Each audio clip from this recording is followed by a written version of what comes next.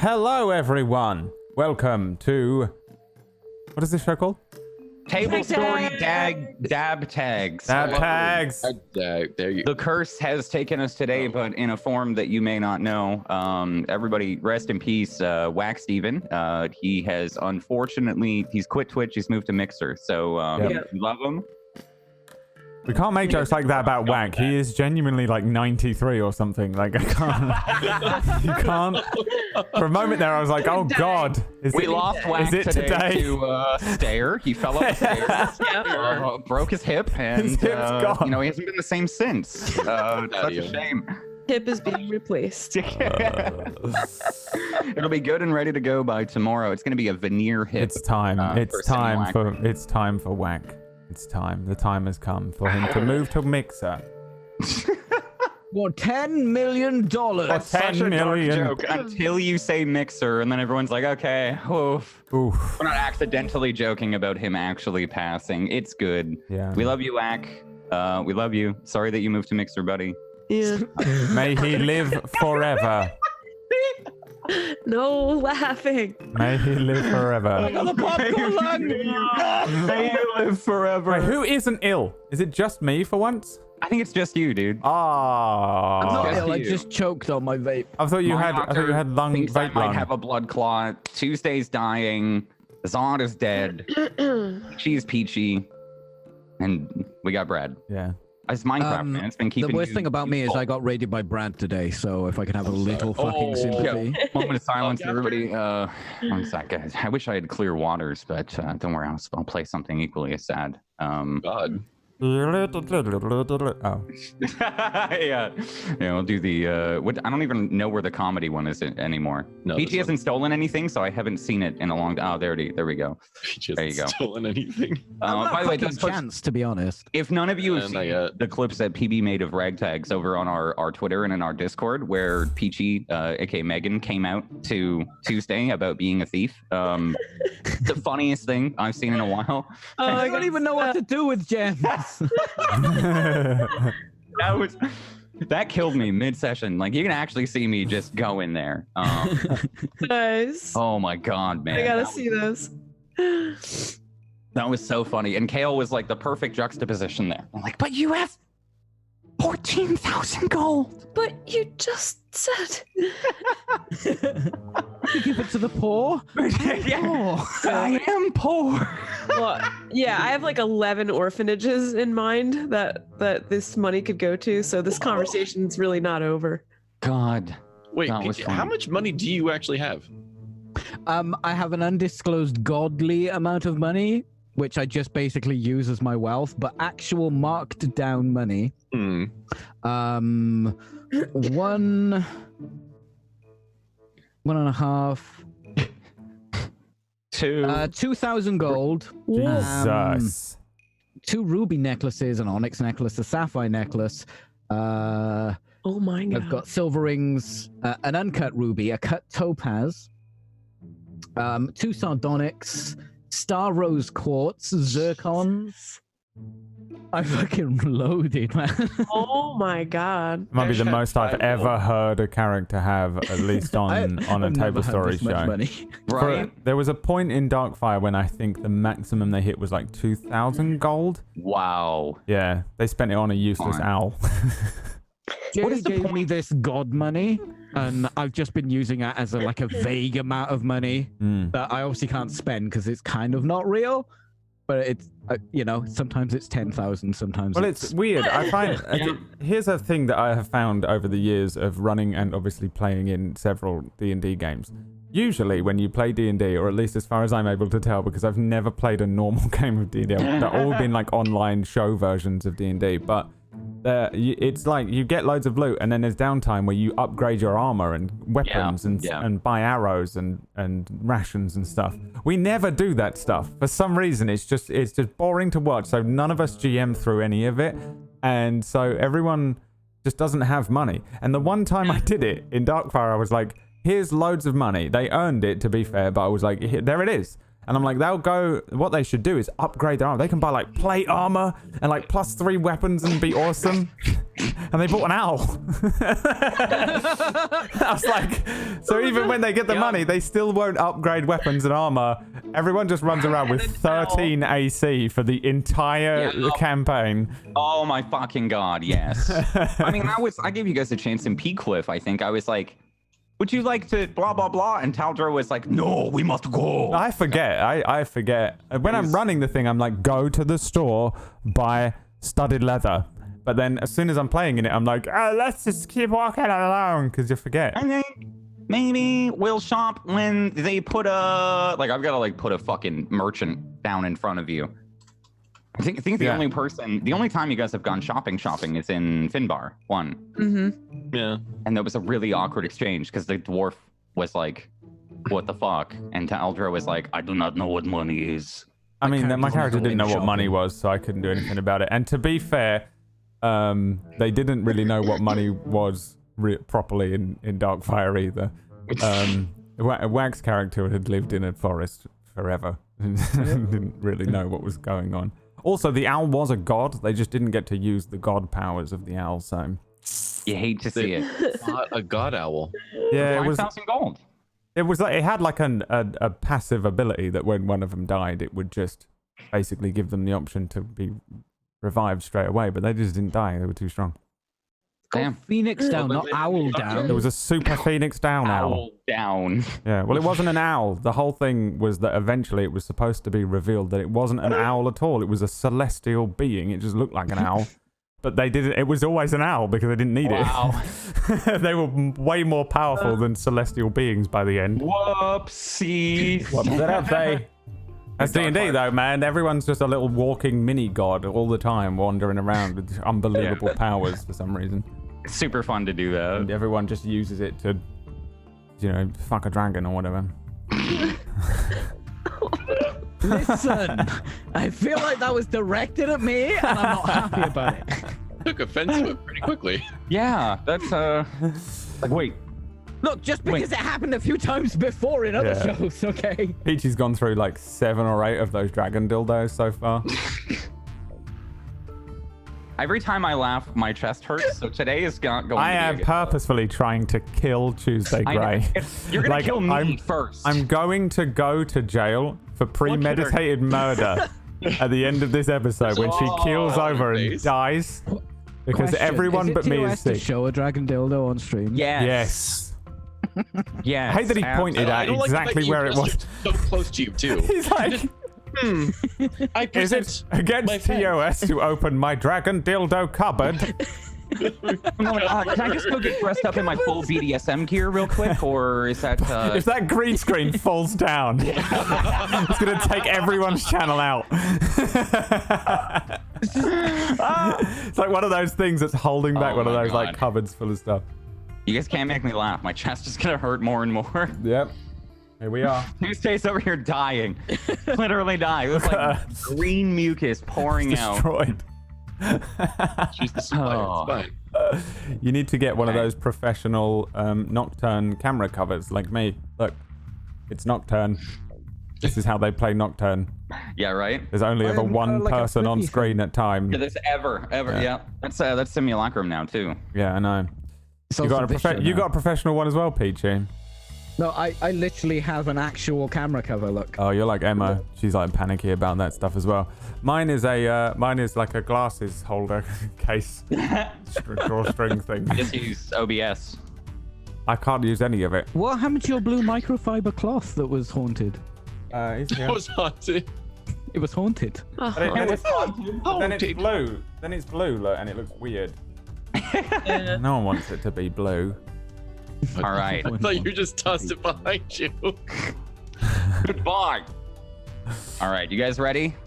Yes. Why don't we? Poor Tuesday. Oh, Damn it! Oh, there she goes again. Oh. Oopsie. Oh no. Shame. You okay? All right. Last why don't we broadcaster alive. where This y'all is the started battle last royale of broadcasters right here. This is it. I've got chest pain. My eyebrow keeps pulsing. So you said you had chest pain in your eyebrow, then? Yes. Yeah. Doesn't that? Yeah. That's yeah. That is how migraines work. Connected. Right. Right. Can you imagine Chest at the end eyebrow. of the day? It's like right above the nipple. It's just Yeah. Anyone that gets like frequent migraines is like, yeah, that can happen. It's annoying. That's how fucked they are. Right there in my left toe. You know. Yep, my left toe's so, killing me. why don't we pick up where y'all left off? Yes.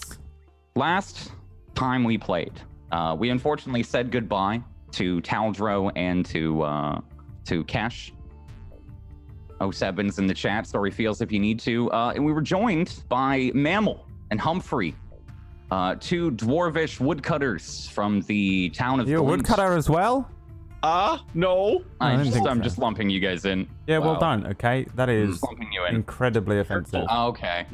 As that you two met on the path, Megan and Kale. You'd kind of run into Humphrey and Mammal while they were on their way up to the Temple of Eldath. You kind of met down the path, a ways down. There was a quick altercation with an unknown mastiff, this dog that you later learned was named George. And he belonged to somebody that you knew, Mammal, named Strix, Patreon NPC from Table Story here. It was Ellen Dare. Thank you, Ellen Dare. Now I remember. Strix had eventually met up with the four of you after you had kind of come to peace and not killed each other outright in the middle of the road. It led you up to the Temple of Eldath, where you met some people. You met Strix and Elorir, the four of you. And Elorir described the situation as kind of dire around the surrounding forest. He had told you all that he had put out a call to these peacekeepers, this ancient order that you've maybe heard about a little bit in your travels. He'd mentioned Kesh, and was sad to hear that Kesh would not be with all of you. There was a bit of that kind of light conversation there while you were all sitting around in this temple. Kale kind of speaking to an elder that you had grown up with, and that had raised you slightly over the years. And you now kind of sit here amidst the middle of the temple, with some news on your chest where Megan has delivered the news that the Burning Thorns are taking orders. These bandits have been taking orders from a queen that thinks you are her daughter. In the group, you discussed the only queen that would make sense, the Queen of Othrandi, the Queen Hefexi.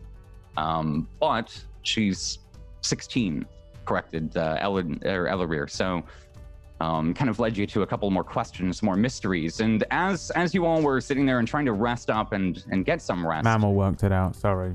There were no questions from Mammal. Mammal worked it out. Mammal worked out the key to the universe, the history to the universe?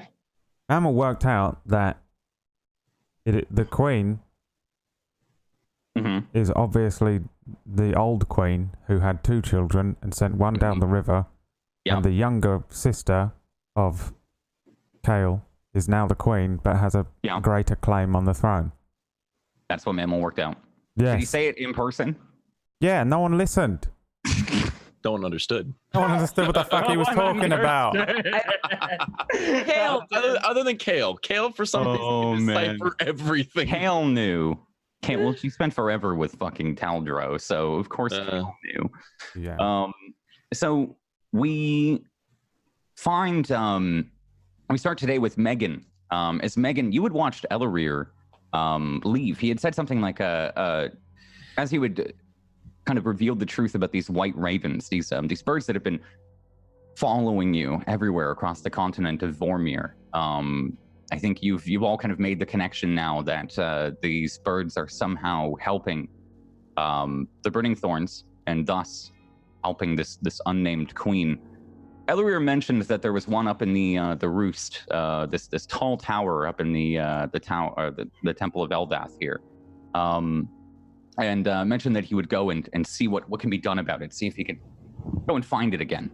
And so you followed him up many stories here of these kind of winding pathways here in the temple. into what felt like abandoned parts that had no longer seen any love or any care or anybody, except for Ellerir. And you followed him stealthily. If I'm not mistaken, he didn't see you, according to your stealth rolls, and just stayed close behind. As you went up, you came to this kind of narrow rectangular room, Megan, that housed plenty of bird cages, wooden with small bars, and plenty of notes kind of scattered about. Feathers are also scattered throughout the entire room, and it smells like many birds. And you came up to seeing Ellerir, the elf, looking down at this white raven that was just cawing at him, sitting on the windowsill. He'd questioned it and had started to kind of extend his hand and almost like grab it, like you were to like grab a ball or like a heart and like squeeze. And he'd been squeezing. You could tell the bird was reacting.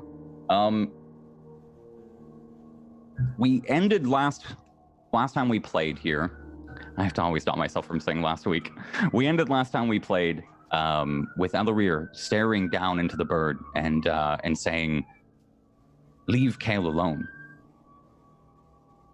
What are you doing while he's staring at it? You can see he's like looking. He's bent down, kind of crouching here on his knees, and has his hands like almost as if he's squeezing the bird, but not physically touching it, as if he's using some kind of magic. He's staring into these familiar milky white eyes, as the bird is just kind of staring at him. What are you doing? No, I'm just watching and waiting for him to say something dodgy or not, because everything he said so far seems fine. Yeah. Seems to But be who he is. you distrusted him on the way up, right? Yeah, I just I mean, he's a religious type, and I don't usually like those kind of types. Yeah. Just sometimes they pay me to do stuff, and they still owe me fucking 38 gold. Whatever. Yeah. I'm over it. You're sitting here watching him. He's staring for a moment, like a couple seconds pass without anything said. The bird kind of lets out like a feeble out of its mouth, and he stares through, seemingly into its eyes, just locked. He says again, "Leave Kale alone." And begins to stare again, and then, "What do you want with her?" "I can smell the villainous intent." Staring down at it. More seconds pass. And then roll me an insight check real quick, as you're just while you're staring at him.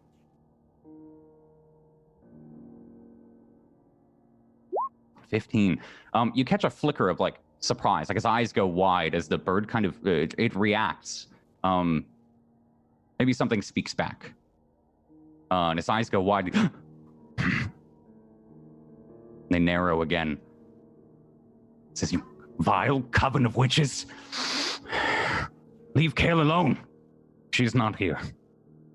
I've not seen Kale." And then he stops himself. Again, his eyes go wide as if he's been interrupted. "I've not seen Kale. What do you want? What are you doing with the forest? Why? All this pain." And he squeezes a bit more. He squeezes and squeezes. Roll me a stealth check. You can tell the bird is 28, Jay. 28.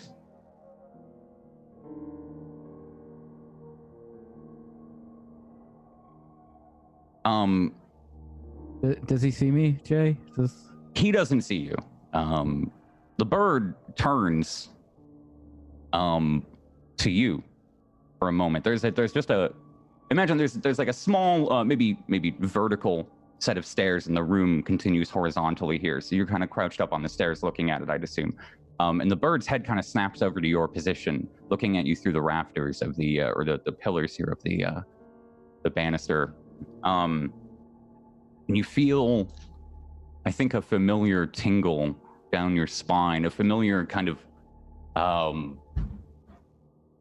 emptiness as the memories, maybe the visions of the astral sea come back for a moment. That feeling of being out in the vastness, the emptiness, with something looking over you. You feel that from this bird. And Ellerir holds the bird even further and says, "Look at me, witch. I do not know what queen you are, but you will not find Kale. Not here. Not never. No." And he takes his hand and puts it over the bird. And he begins to stand up and kind of like hurriedly, he's got it in his hands and I must take these to them. And he begins to turn around, like as if he's about to come back through the room. Do you do anything, or do you want to, you try and get out of the way at all? You duck into a corner. Yeah. Oh, can I go up? Because you said this can't is go up. Sort of. This is like disrepute. Okay. Yeah, this is like the top floor here. Yeah, you can go down and there's a couple of or anything. No, there's a couple of maybe hiding spots in the hallway that lead up to here. But I think you could know immediately if you were to try and go up. He's like mid-turn and about to come down the stairs. I'll go down into one of those somewhere I can duck in. Okay. Yeah, so you continue on. He continues on, rather. You hear his kind of footsteps pick up.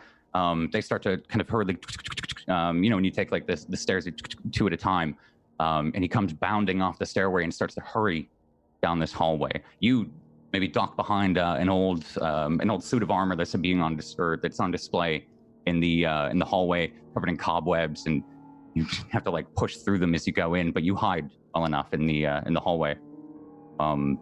You can hear his footsteps start to drown out down the hallway, maybe going back the way that he had come. What do you do? I'll come out of the hidey hole and I'm just gonna look at the place where he was and just see if there's any more of those white birds anywhere. Yeah, give me an investigation check. 11. Okay, so as you go up, you can see plenty of there are like pigeons. Like this whole area is kind of like a dovecote. There are holes in all the walls for all of the birds to kind of fly in, and then there's that large open window where you'd seen the raven. You can see a couple of smaller like chickadees or smaller birds coming in and out. There are a couple of large like fat pigeons, some black ravens that are held in some of these like 1x1 square cages. No white ravens as far as you can see.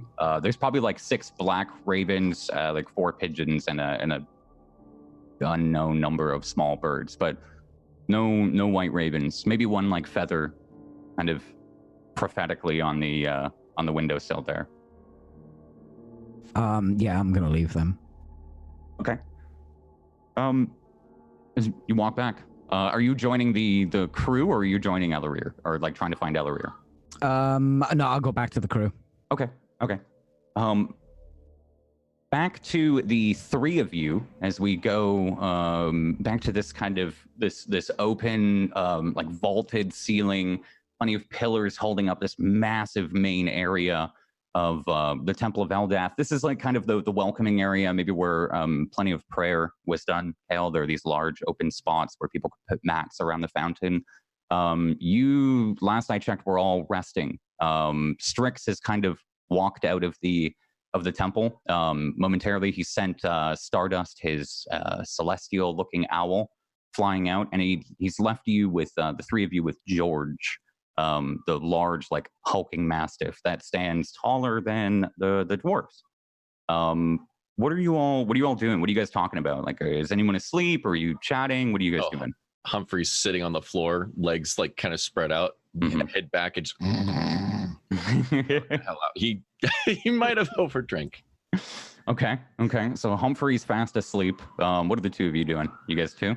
I was probably meditating, but then also fell asleep because I'm pretty exhausted. Mm-hmm. If everyone's asleep, I'm asleep.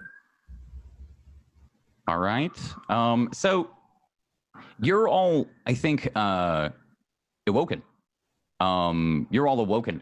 You can hear Megan, Megan, you can hear as you begin to kind of come closer to this common area. Maybe like getting lost just a little bit because it's pretty complicated inside of the temple. But following it back well enough, You hear Ellery kind of bursting into their room. And he's going, wake up, everybody, wake up. I've got one. And he comes bursting into the room, the three of you with this white raven in his hands. You can hear like a muffled as he's got his hand covering the beak and the eyes, like he's grabbing the head and covering it. You can just hear kind of like a muffled what you all wake up. He's kind of running. He's wake up, Kale, dwarves, my friends, wake up. I found one. Humphrey just jumps the fuck up and just fucking like grabs the giant like club on his back. No, don't hit it. I jump up and dart behind one of the pillars because I'm afraid of its eyes. Don't worry, child. He says like a second later, I have its eyes. Its eyes are covered. I'm peeking from behind the pillar, but I'm not gonna speak. You shouldn't have killed it. Can't you just like sap the magic from it? If we maybe find a way to figure out what's inside what this bird knows, then we can find the queen. Good. Can't you speak to it? I cannot. Can you speak to it? I tried to speak through it, and Strix can speak to it. Strix is out of the room currently. He like left a little while. If Strix comes back, then yes. But what should we do? I've got it. Do we put it somewhere and make sure it doesn't get away? Do you have a cage? Do either of you have a cage? You're from the forest. I got cage. I think at this point, Megan, if you choose to or not, you've caught up. But we could put it in the cage. All the cages upstairs are full. But she spoke to me. He's looking at the pillar, Kale. He's looking at you. He's not saying your name, but he's looking over there, and he's kind of like, you can see his eyes are wide with shock and I think terror. Is what you can read. Yeah, and he says she spoke to me. She? Who? Queen. She is not the Queen of Othrandi. She's one of the witches of the Coven. Oh. I do not know her name. Witches, you don't want to deal with witches, no. No witches. Seeing that he's terrified, I duck my head back behind the pillar. I'm not sure I would have seen him terrified before, so now I feel uncertain whether something about this bird has taken over his mind a little bit, or whatever happened up there. Something seems kind of off, so I'm gonna try and hide from this bird and not talk. Okay, yeah. Roll me a stealth check real quick. Okay. The Ellery, he notes you ducking behind, and he turns back to you, Humphrey. Oh wait, sorry, I have to do disadvantage because of my armor, so one sec. 18. God damn. Yeah. 18, damn. He continues to talk. He kind of stares over at Mammal and Humphrey and says, "Do we kill it? We need to do something. It's maybe we could find a way to bring it." Calm down a minute. Who's this witch? What witch? The witch that spoke to me.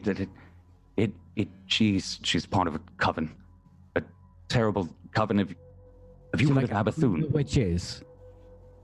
Yes. Right. The witch's coven is terrible and old. He like stops for a second. He's like thinking. He's old. They date back before Abathun. There are stories of them being the true cause of the reason that the dwarves needed to create Abathun, and there are stories of horrific curses swallowing entire cities inside of the Fade Woods that deal with these witches. I've only heard them in story and in passing. You've spoken to, or has she spoken to you? She spoke to me. A terrible voice sounded evil from the core, like it was from the bottom of the earth itself.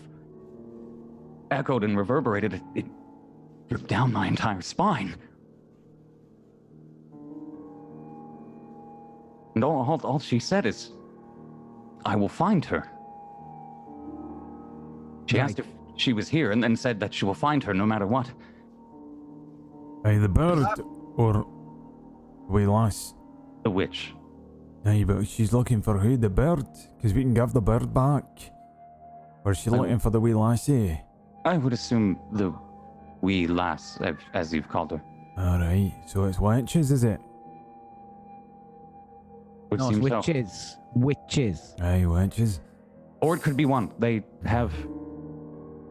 vicious.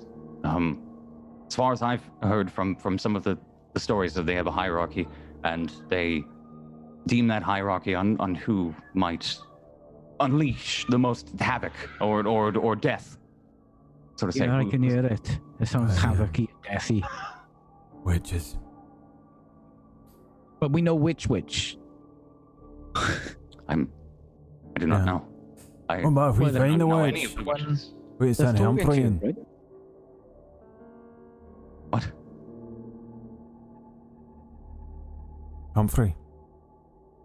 You can kill a That witch, point. right? Humphrey's just leaning up against his. We shouldn't be the talking in club. front of the thing that the witch can Literally, hear through. eyes are kind of glazed over. You don't know if he's actually conscious or not. No, he's pissed. His eyes are open though. You okay? Has he been taken? Drool That- just kind of starts coming out. Just Does he visit other places in his dreams or something? Why is he? He's just looking at yeah, Humphrey. he's just drooling, glazed over. Just back at you, mammal. Like, Yeah, look, drunken dwarves aside, Is that? No, he'll be fine. I know he's a dwarf. Aye. Is that bird like just a normal bird that's been whatever by a witch, or is that like magic? Is that magic cast on it, or is it made of magic? Oh, he's right. Witches, they got them little wee pets to keep. I understand what you mean. Give me a moment. He holds the bird a little closer to his chest for a moment. And as he does, he kind of like, you can see he looks uncomfortable, like he's like something's like reaching out and touching him, or he's cold or something. And okay. And this white kind of warm glow begins to emanate from his hands. Kind of sweats more and more as he does it. Oh, it's pure. His eyes snap open. It's pure magic. It is pure magic. It's made out of magic, like you said. He looks down at the bird. It's my poor creature. What are you? And there's like a little muffle from in between his hands. Don't know He just much looks about up. magic, but if that thing's made of magic, is it really alive or no? I don't know. It lives, does it not? I don't know. I some witches and wizards do all sorts of funky things. They can conjure up little things like little toys, and you're like, hey, look at that little toy. You go to pick it up, it's not there. Right. Illusory magic is much more than creating something out of magic, though. I don't know much about magic.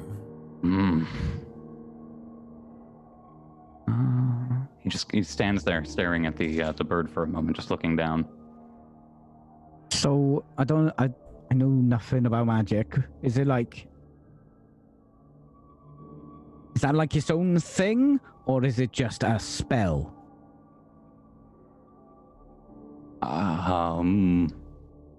I'm not sure. I Don't know what I just asked, to be honest. It No, makes no, sense no. to me. I don't know. You've made sense, young one. Don't worry. It's not illusory magic. If that's what you're asking, I can. And he like kind of compresses the bird a little. I can feel it. It's a golem. Yes, like a golem. Aye, Yes. the dwarves make golems. All the wee little babbies think that Humphrey's a golem. Mm. Hey, 'cause he doesn't fall over, no matter how hard you hit him. That would make a lot of sense for the drool, I think. No, he's not a golem, no. No. No, golem don't need sleep, and he sleeps 21 hours a day. 21 hours? Lazy bastard, unless he's got a job to do. That's why we gotta get him a job. Kill a witch. Oh. Wish I could sleep 21 hours a day. Not in my 400 years have I slept 21 hours a day. Not even when I was sick. Regardless, Dwarf, I need you to do something with this bird. I'm something. Can you handle it? Is it useful? Can we do anything with it to figure out? I don't know, a bird. What am I gonna do with a bird? I do not know. I maybe learn something of the nature from the rings and the feathers, or something like you do with trees. I'm not gonna cut the bird's head off and work out how old it is by cutting his head off and look at the rings. What make up its head? I don't want to kill it. Considering I know nothing about birds. I ain't even got a pooch. I don't want to kill it. Considering what we've got here, perhaps we should just kill it. Well, you don't need to kill it. It's a wee little bird. It's just a bird. It's just been told. Yeah, but it can see really well. Right, well, we'll get a wee little blindfold put on its head. That might not matter. Yeah, a wee little blindfold. What do you mean? How do you know it can see well? I've got its eyes covered. Don't worry. Because it saw me. What? It saw me when I didn't want to be seen. And no one can see me when I don't want to be seen.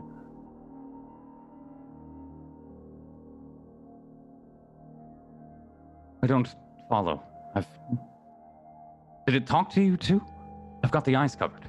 I thought it couldn't. No, but it looked at me when you were talking to it up there. His head immediately turns. You followed me. Yeah, I followed you. Did you hear the voice? No. What? I heard you talking, and then that thing looked at me, and I was hidden pretty well. That is terrifying. I didn't even know you were there. If 28% was 100%, I was hidden 100%. Right. The fuck's a percent? Whatever that could mean. Like an hundredth of something? 100 or something? What's 100 then? Well, like 100 silver is like a number. Aye. Right. So that's one. That's So one. just say 100 then. Why you say 28? Well, because like if 28% was 100%. What's a percent? No. What is that? Not like food? No. What is that, drink? 100 bottles of Not a percent? drink? No, it's not a drink. It's a measuring tool. Look, I was pretty fucking hidden, alright? Right. And I'm really good at it, and other people aren't as good as it, and Yes. there is a bird there with good eyes, is what I'm saying. So maybe we should get rid of it entirely. We should kill it then. We should kill it. If it saw you, if it knows you're here, then it. If you can't find out where this witch is or something from that, then yeah, kill it. He kind of like gulps. You see some like fear in his face. You don't need to kill it. You just don't let it go back. I don't think it works like that. I think it just talks. Well, then it's already talked. It's too late. Yeah, but it hasn't got anything to say yet. Why? Right, so you just don't let it. Just get a wee little blindfold. But it might have something to say if it stays alive for too much longer. Well, who's he going to tell? The witch! Hey, but how's he going to speak to the witch? If we keep it here, we'll get a wee little string around its wee little foot. He uses magic. Right, so it's probably already done it, right? Yeah, if it's done, it's weird little magic. With everything he knows right now. Well, what magic is it? You said you don't know. I don't know. You don't know. I don't know. He said it was magic. What if you kill it and then that makes the magic start? What if they want you to kill it? And you kill it and that wee little birdie spirit comes out and flies back to the witch? I don't think it matters. I don't think it communicates like that.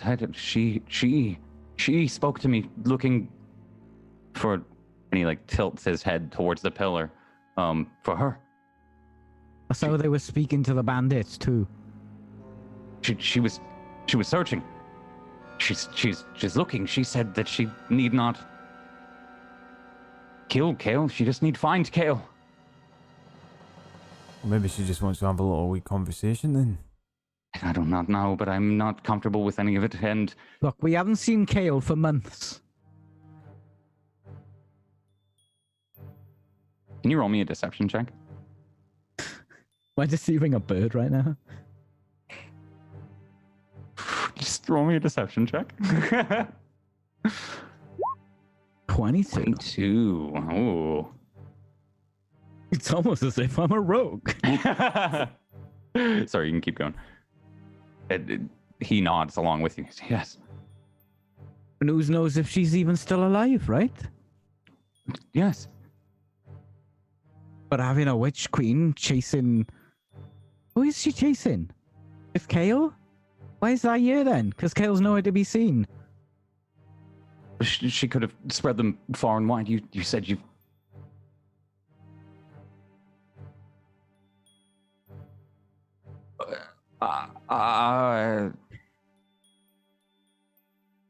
I do not know.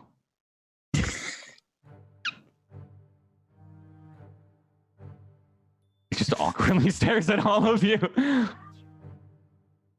I'm going to walk up, grab the bird, and snap its neck. Oh, you want to? Yeah, you walk up. He gives it and... Oh! Oh, you bastard. Oh. Oh. As you do, you can see the kind of milky cloudiness in its black eyes start to be like sucked back in, almost like, you know, water retreating up a stream or blood like closing into a wound again. And he's like, oh my god. Look, you said it wasn't any use to us. Kale is dead.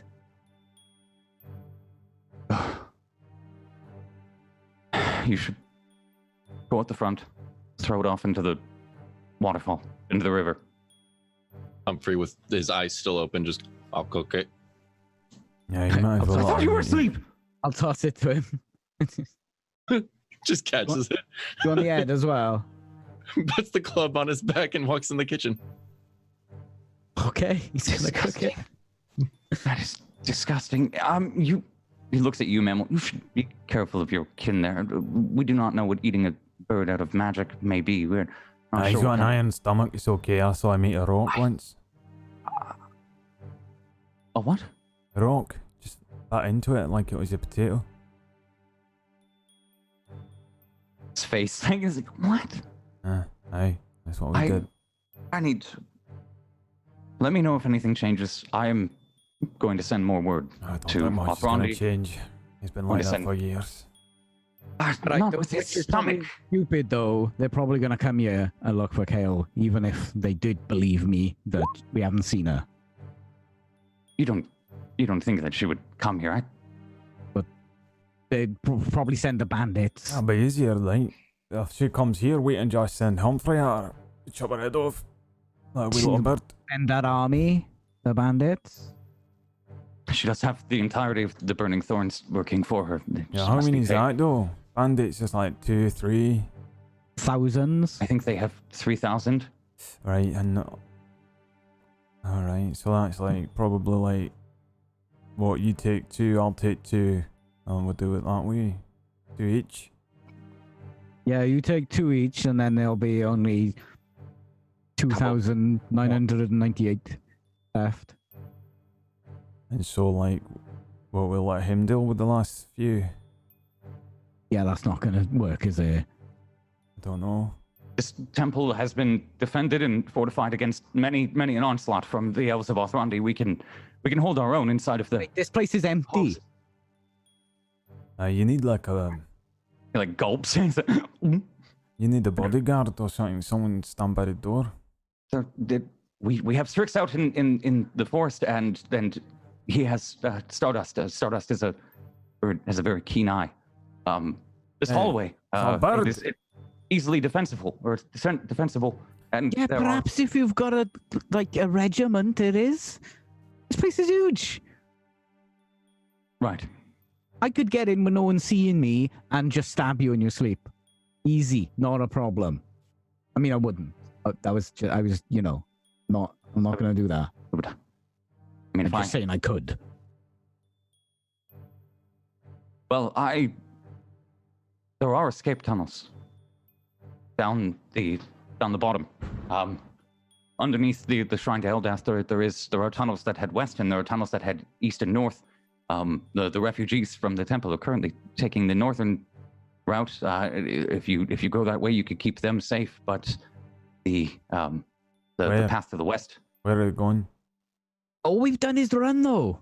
Valentine, up north, to plead with the merfolk to open up the city.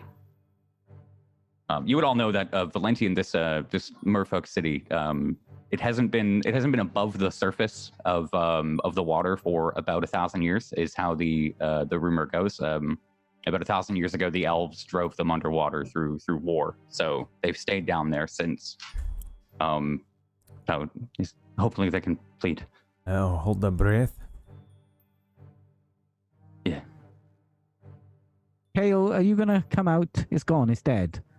The dwarf's gonna eat it. All right.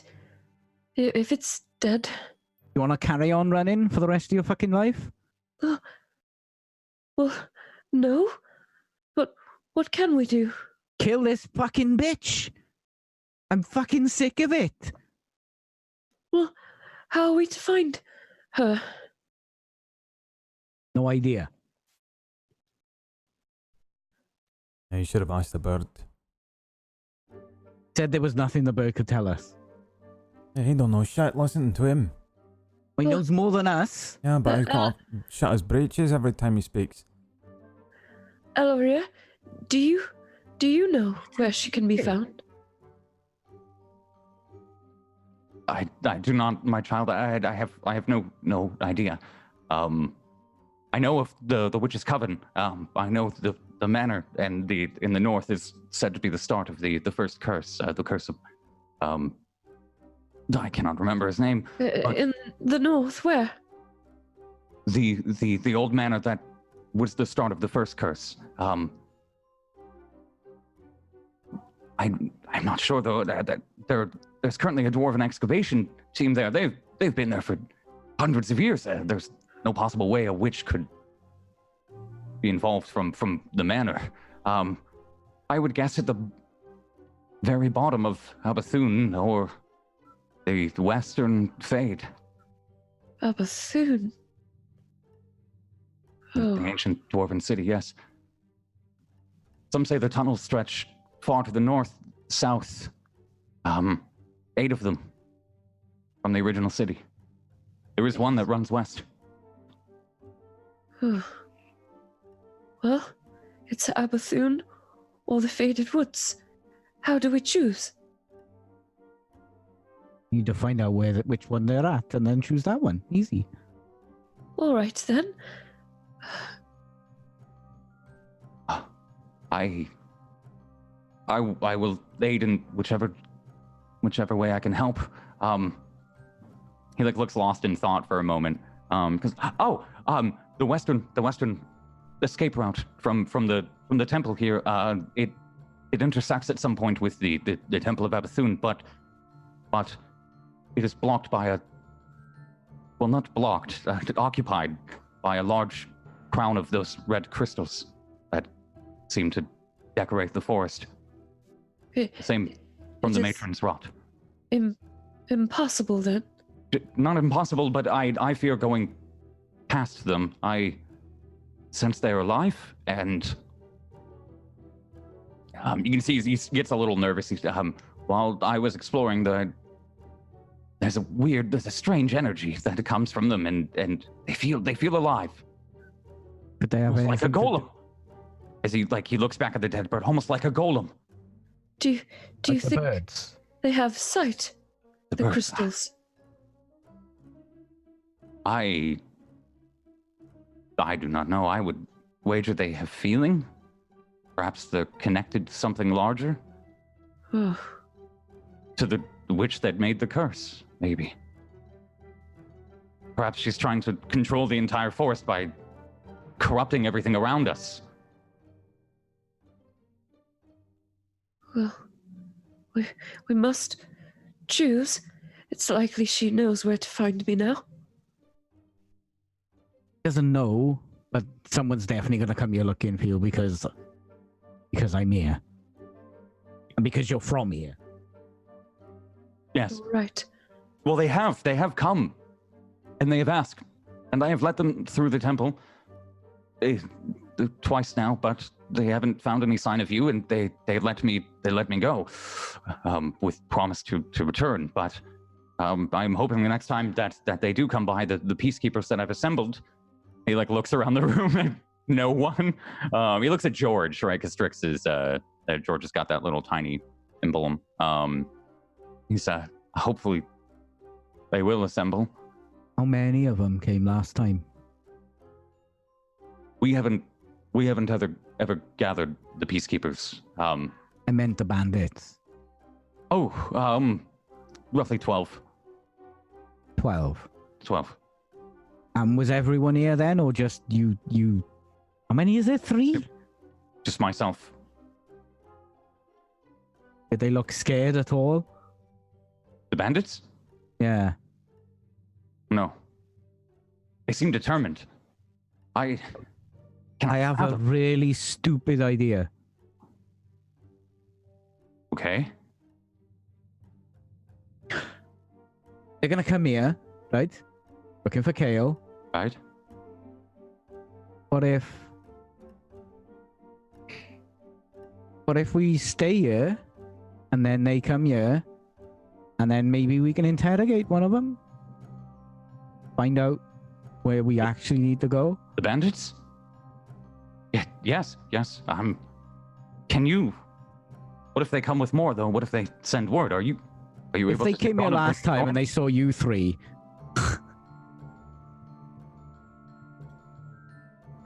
How long has it been since they've come and gone? Most likely, a week, and before that, another week. They mentioned Taldro. The first time they mentioned a 2-headed ogre, and Taldro, and you, and a dragonborn, and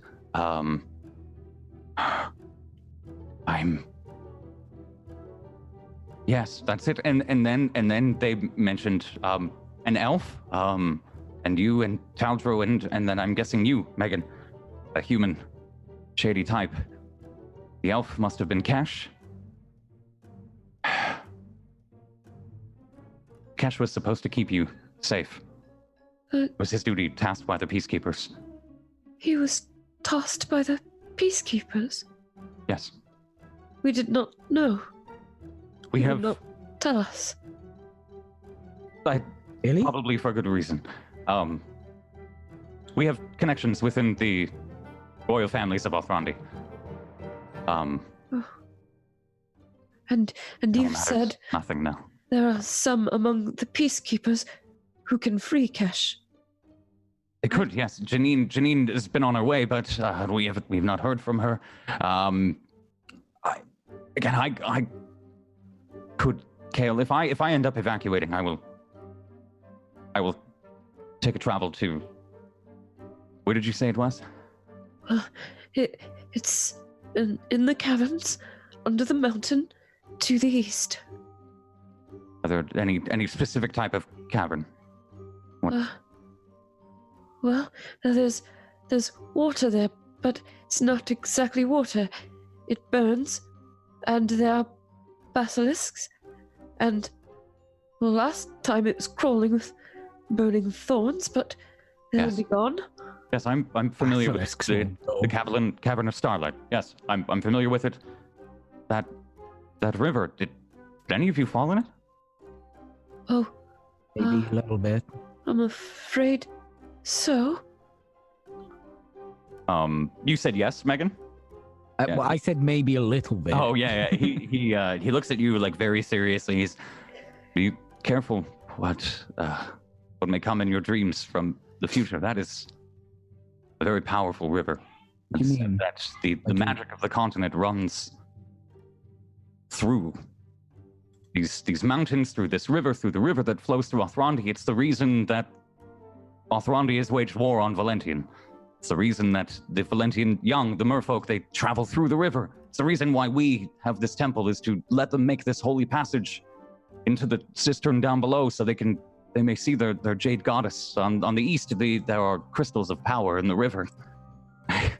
They are the essence of magic itself, some say.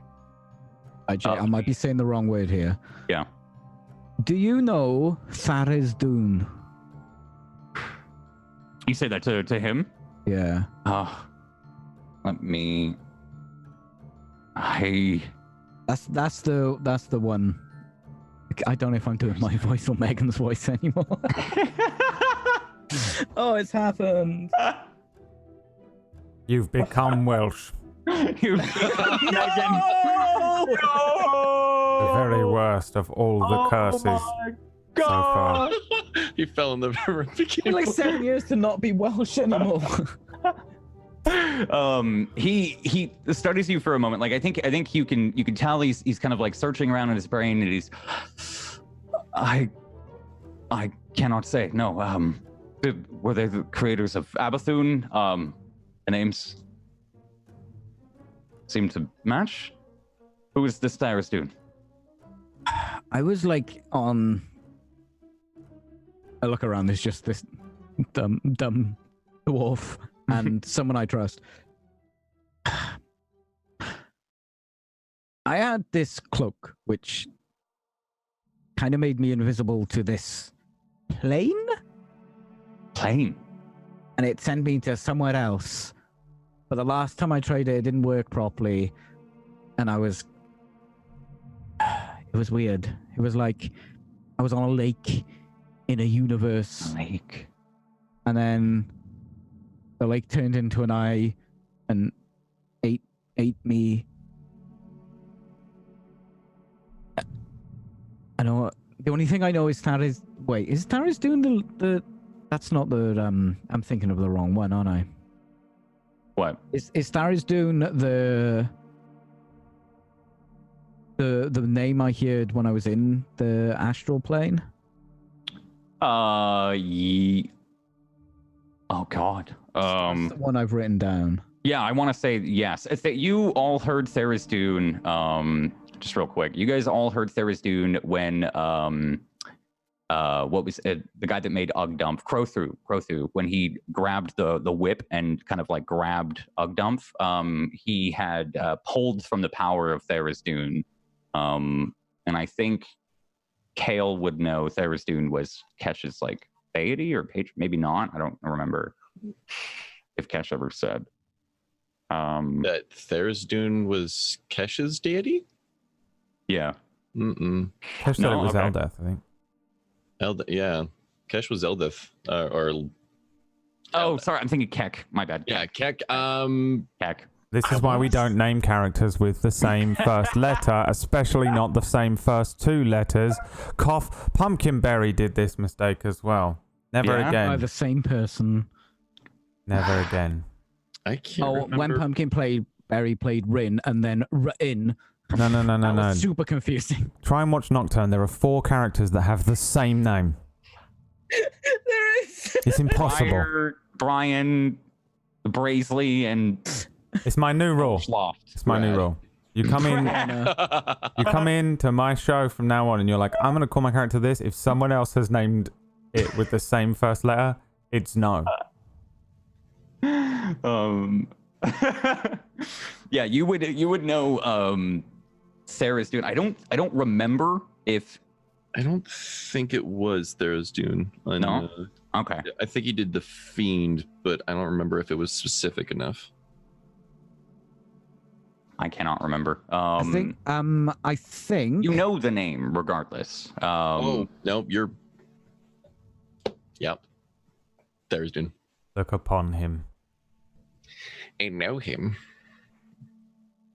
So yeah, Humphrey's true voice when he's not trying to act tough. You would know.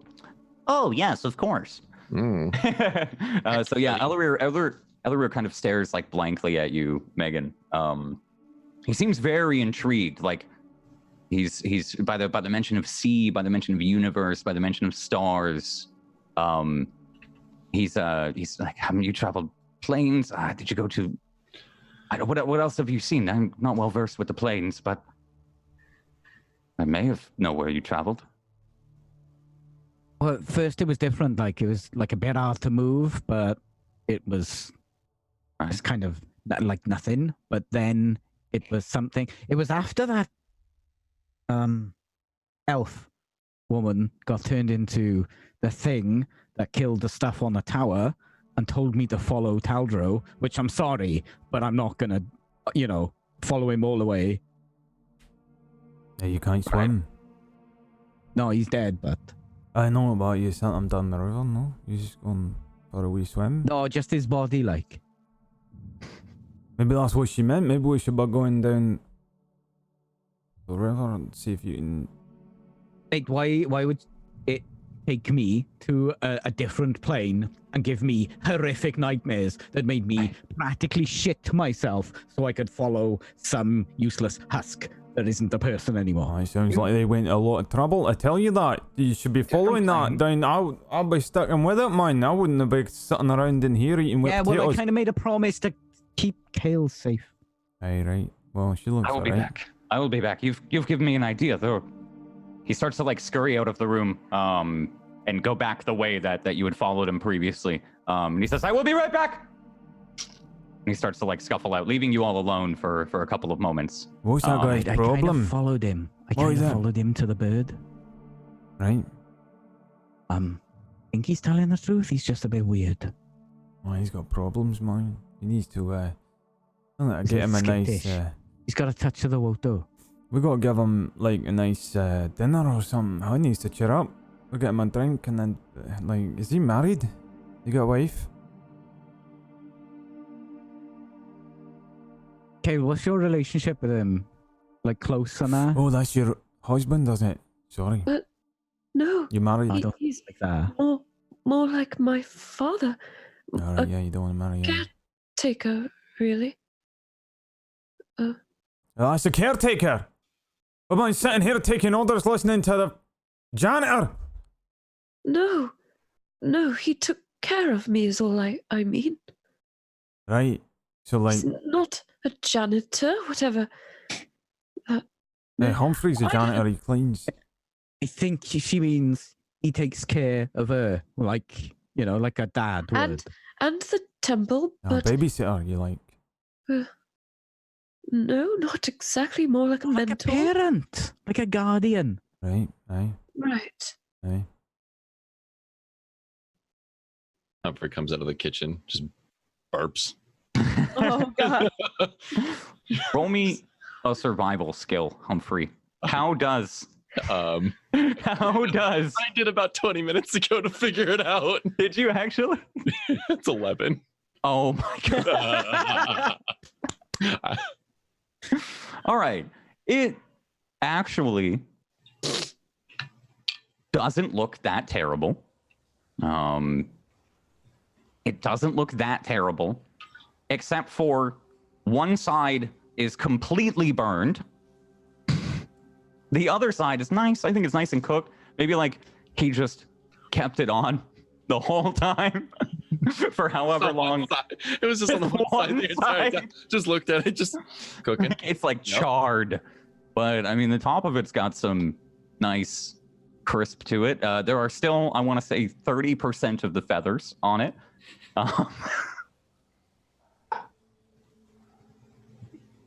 And yeah, I think you went into this small little, like, it's like a humble little kitchen. There are probably just a couple of leftovers that are put out in sacks. Oh, that's where it was. I forgot that Humphrey was doing. Oh, what the fuck was he doing? Wet He was potatoes. doing. The wet potatoes. Yeah. All right. Yeah. So now there's like a barrel filled with some wet potatoes. But you come out of the kitchen with burnt smelling raven. Little couple white feathers are still like floating off the body.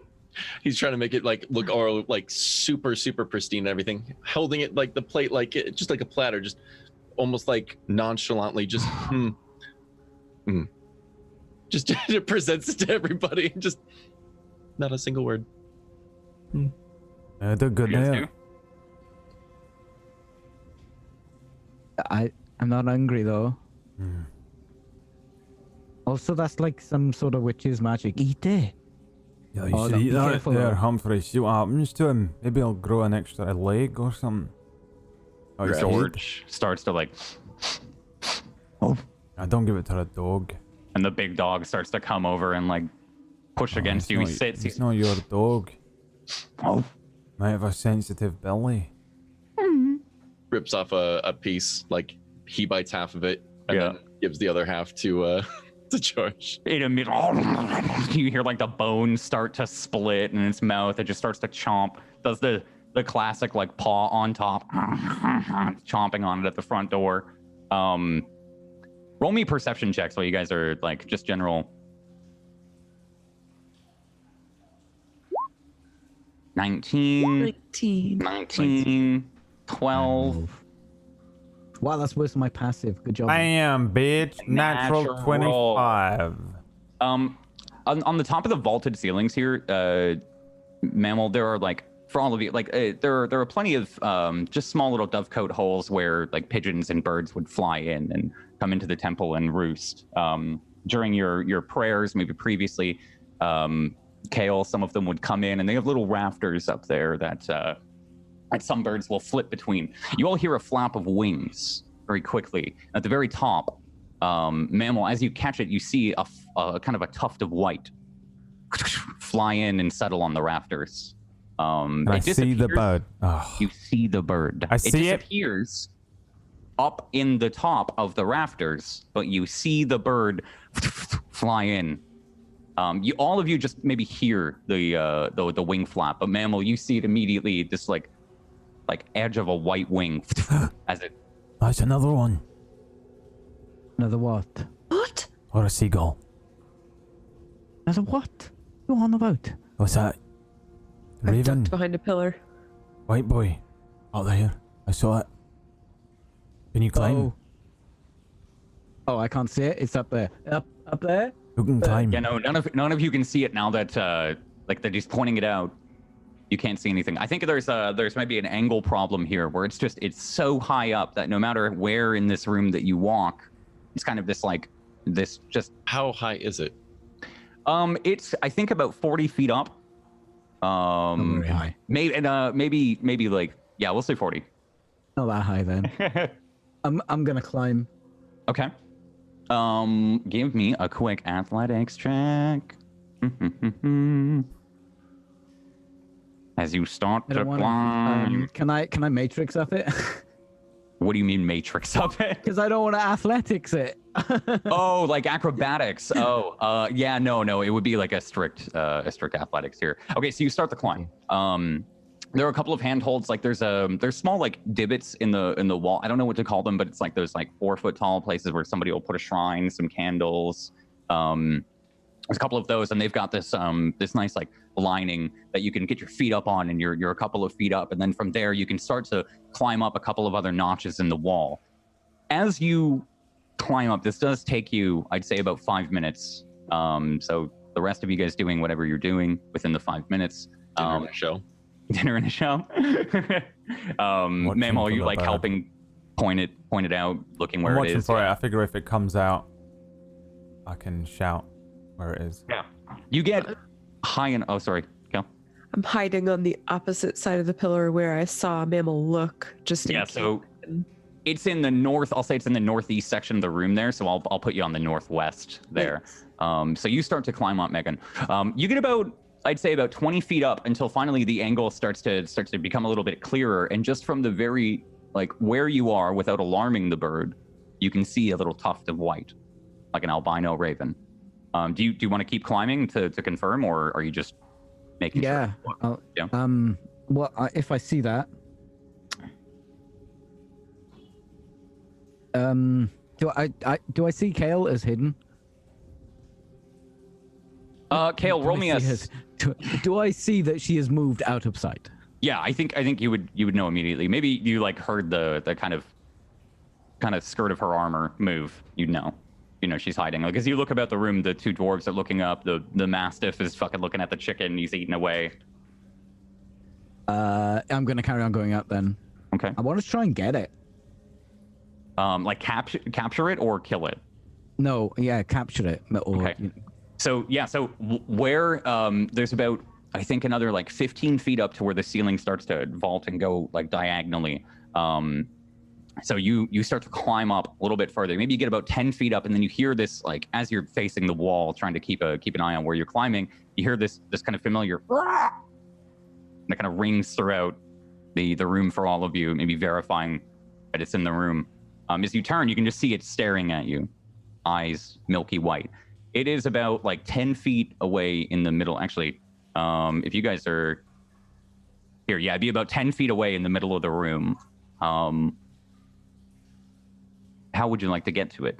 It's up on top of this rafter, which is a little bit up. It's about 5 feet incline from where you are. But out into the room. Can I do a little run, skip, hop, jump on a rafter to get up there? Yeah, you can give me an acrobatics for this one if you want. This all I've ever wanted, Jay. Oh, that's a plus 10. 22. Yeah, so there's maybe a moment, pull yourself up, and then you like, I don't know, what do you want to do? You want to like push yourself off? You want to jump? You want to around the walls? What? Yeah. So I'll get up on a rafter so I can get my feet down and get up some speed and maybe, skip over distances. Yeah. Some speed going up. There's a couple parts. I think it looks really slick from underneath because there are plenty of like support beams that Megan's got to kind of like duck between and use the momentum to swing around and get onto the next rafter, like Jack Sparrow in Orlando Bloom fight scene style. So you start to run across the rafters. Give me an athletics check, my friend. Athletics, okay. 11. As you start to run, even like starting to make your way and getting about 5 feet from it, you take a dive to grab it. You end up wrapped around the rafters here as you're like stick the bird and kind of like flies away to another rafter a couple of feet away, and just lets out a as you kind of sit there gripping on the top of the rafters here. I take a little look down. Oh fuck. Okay. What if he does a little bit high then? All right. How far away is it? I can't help it. I say he flies like another 10 feet, maybe like southeast in the room there. Just over to one of the other. Try and address it then. Yeah. Okay. 5 feet away. Okay. Who are you? Just. What do you want?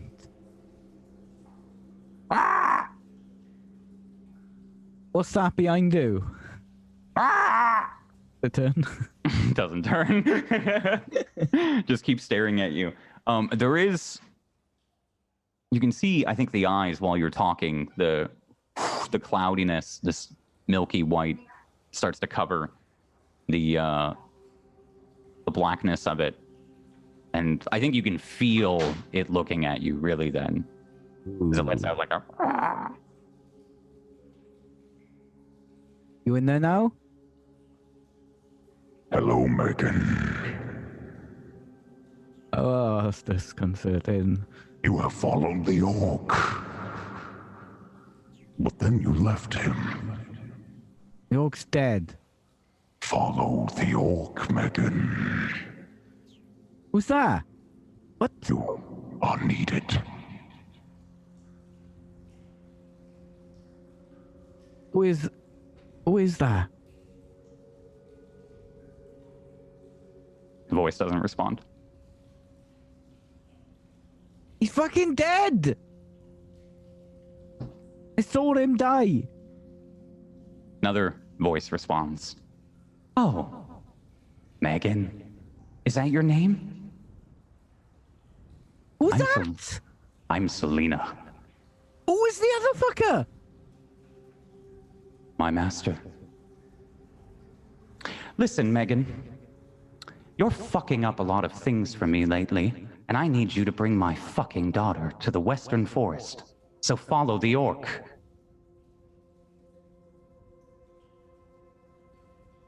Your daughter. My daughter.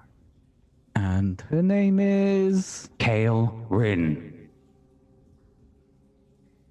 Wasn't it Selena? Yeah, she said Selena, yeah.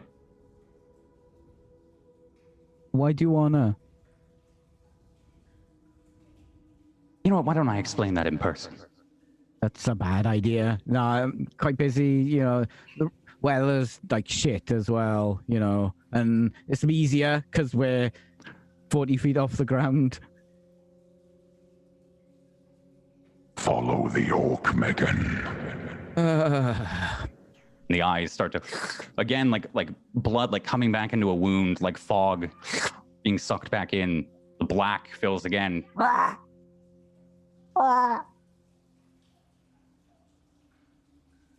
This is fucked up. This is proper messed up. Can I get on the bin? Can we hear him or see him? I was going to say, I think you all hear him having this conversation out loud. You hear the answers in your head from this bird, but it doesn't speak out loud. So Megan was saying all of these out loud.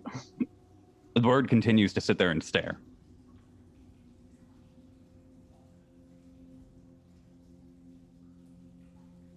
There's been a new information.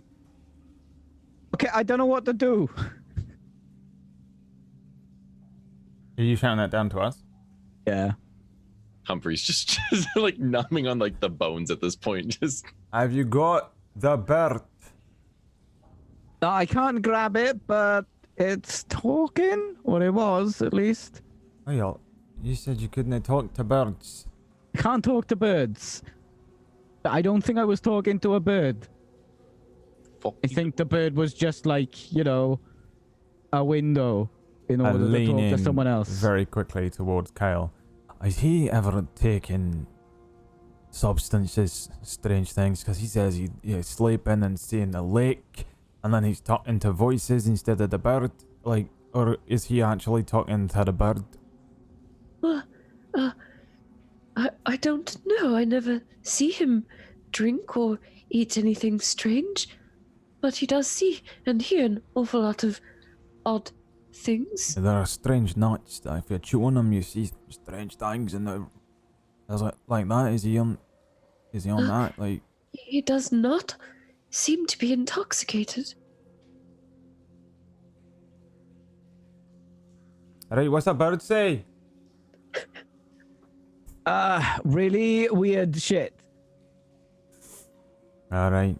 Yeah. No. Also, I don't think we should talk here with the bird being here as well. I'll bring bird down. I don't know if I can. I'll try one more time to get it. Otherwise, maybe we should go somewhere else to chat. Humphrey puts the plate down, takes out his club, Any time for takes his thumb, and just starts aiming just a wee bit. And he wants to go ahead and one-handed just chuck it up at the rafters. All right, Megan. Yeah, dude. Yeah. To try and hit the bird. Try and hit the bird. All right. Give me... Had a good run, Megan. Jesus Christ. I'm done. I have very important information to give to people. Hey guys, I think we should. You live. Give me an attack roll. I believe that's a... I don't know what it normally uses, but you got to make a dex roll for this. So, like... A dex roll instead. So would it just be... do a 1d20 and just add the real dex quick. If it has the thrown property, you can throw it. Definitely does not have a thrown property. You can throw the weapon and make a range attack. If it's a melee weapon, use the same ability modifier for that attack roll and damage roll that you would use for a melee attack with the weapon. Oh, okay. So if you throw it, you can use your strength. Yeah. Oh. So yeah, give me a regular attack with the club at disadvantage. At disadvantage. All right. 10. A 10. trying to think. Doesn't beat my AC. It doesn't beat my AC. I'm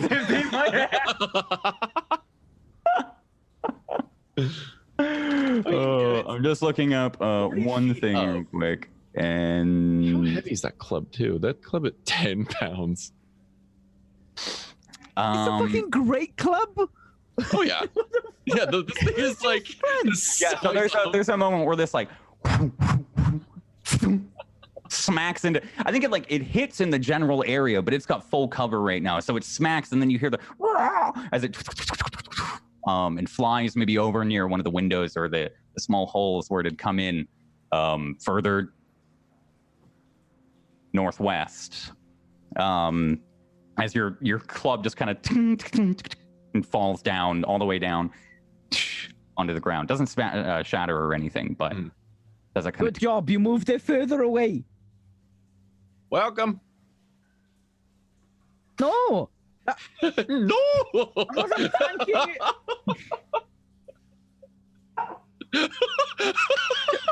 I was gonna tell. No.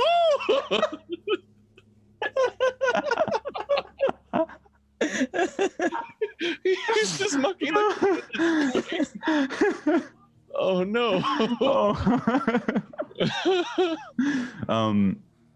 So what are you guys doing here? While you're still up on these rafters here, the bird is just kind of it's over in the northwest quadrant here of the room. Kayla, you still in the same position? Yes, I'm still hiding. Okay. You can't see it from where you are currently, but you can hear it just kind of around the room. Yeah, I'm gonna stay ducked down behind that pillar. And lets out another. I'm gonna get down. Okay. I assume it's super far away from me now.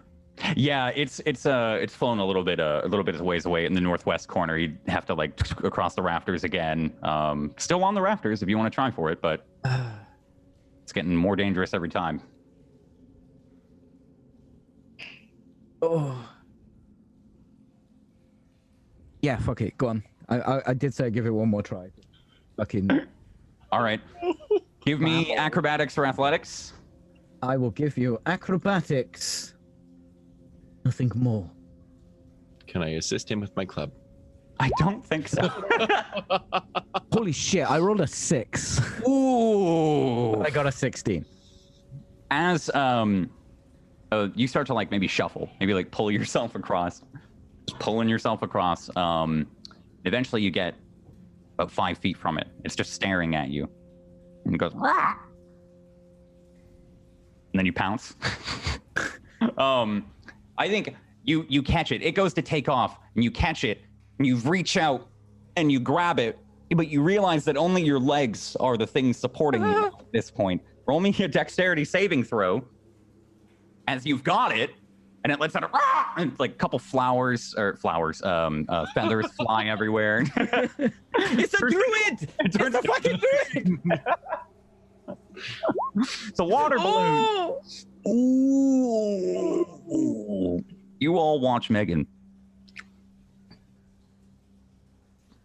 grab the bird, but off.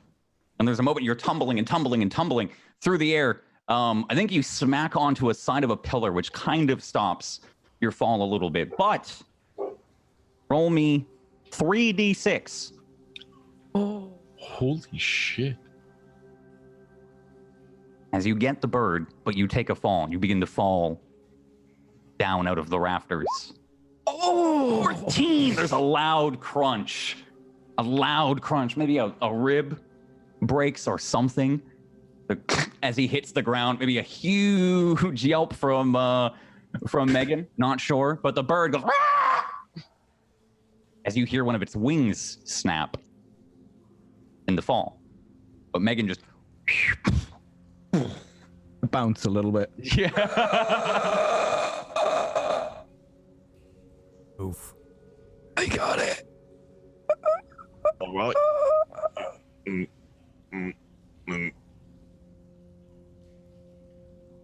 Jay, would you see that the floor is an attacker that I can see? I think no. I think no. No, I don't think you can uncanny dodge gravity. You got a little bit there by hitting the pillar. Also would have been 46. So Megan comes crashing down. What are you all doing? Picking up my club. Watching Megan.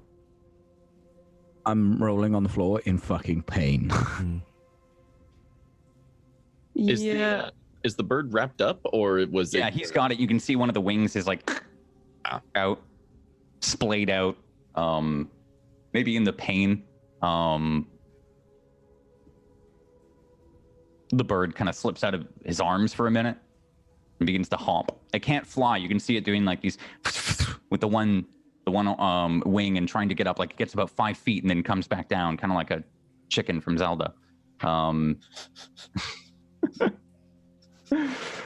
You hear footsteps as Ellerir starts to approach. You hear him. What kind of racket are you? Ah! Another one.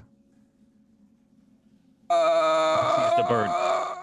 What happened to you? Why is there blood? Another bird. Ah. Peachy, as you look down, or Megan, as you look down, there's a little bit of a rib sticking out of your skin. Oh, fuck. Yeah, I have rushed over. That nasty. Bird's gonna see me, but I'm gonna rush over and cure wounds on this dude in agony here. Okay, yeah, so you rush over. Ellerir is going, no. As you're running over, I'm assuming you're ignoring him. Yeah. Yeah. So Kale's heavy boot falls start to echo throughout. She runs over to you, Megan. There's a good amount of blood, I think, pooling here now, like about a foot across either way, just kind of coming out of the side of his ribs. My side actually aches. The sound of it fucking just not sit well with me. Yeah. 14. You're a fucking genius. Perfect. Kale, you rush up. How does this look? What does the bone do? What does the healing do here? So you see that teal energy come out from my hands, and I'll just kind of manipulate them around the area, and the bone just slowly vanishes. You don't see it morphing or anything. It just starts disappearing back in and presumably into place. Yeah, there's a loud where it snaps back in. And you could probably feel like anyone else's lungs taste of tea. Ellerir addresses you all. He's, what happened to your rib? Where did the bird come from? It's going to see you. He rushes over and scoops it up. Stop the... Yeah, he gets it. We've got a problem. We've got a really big problem. What? Yes, of course. There's another... somewhere... Do you have a priest hole? A what? A priest hole.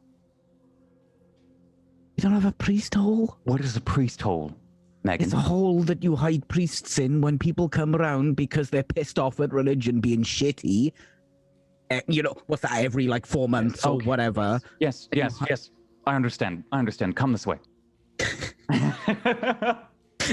He doesn't like religion, does he? He starts to walk east here to this small little grate that's on the map, and begins to pull something out of his pack. He's still got the bird in the one hand, and puts it down on the ground. Maybe puts his knee over it and says, "You stay right here." Pulls a key out. You hear a lock kind of open, and he looks at all of you. If any of you followed. Come. Oh, we're going to the priest hole. It's not called a priest hole. We're going somewhere where you should mind your manners. We're going to a very sacred place. None of you are to touch the throne. Throne? Do not touch the water. You shouldn't let Humphrey down there then. Humphrey, imperative that you do not touch the water. We should leave him up here. I thought we've been warned. Can't. You've been warned. There's gaps in his teeth and everything. Just smiling. You hear a large, grate kind of shifting against rock. There's the whining of the joints maybe that have been installed, and he pulls it up. A small grate that ran across the floor, leading down to it's small couple foot by couple foot tunnel, just small enough for you to crawl through. You can see some water running through west on the map, so back towards the fountain, as if it's coming in from outside. And he motions, not this water. This water is okay. You'll understand. Come on then. And he motions down the hole. Who goes first?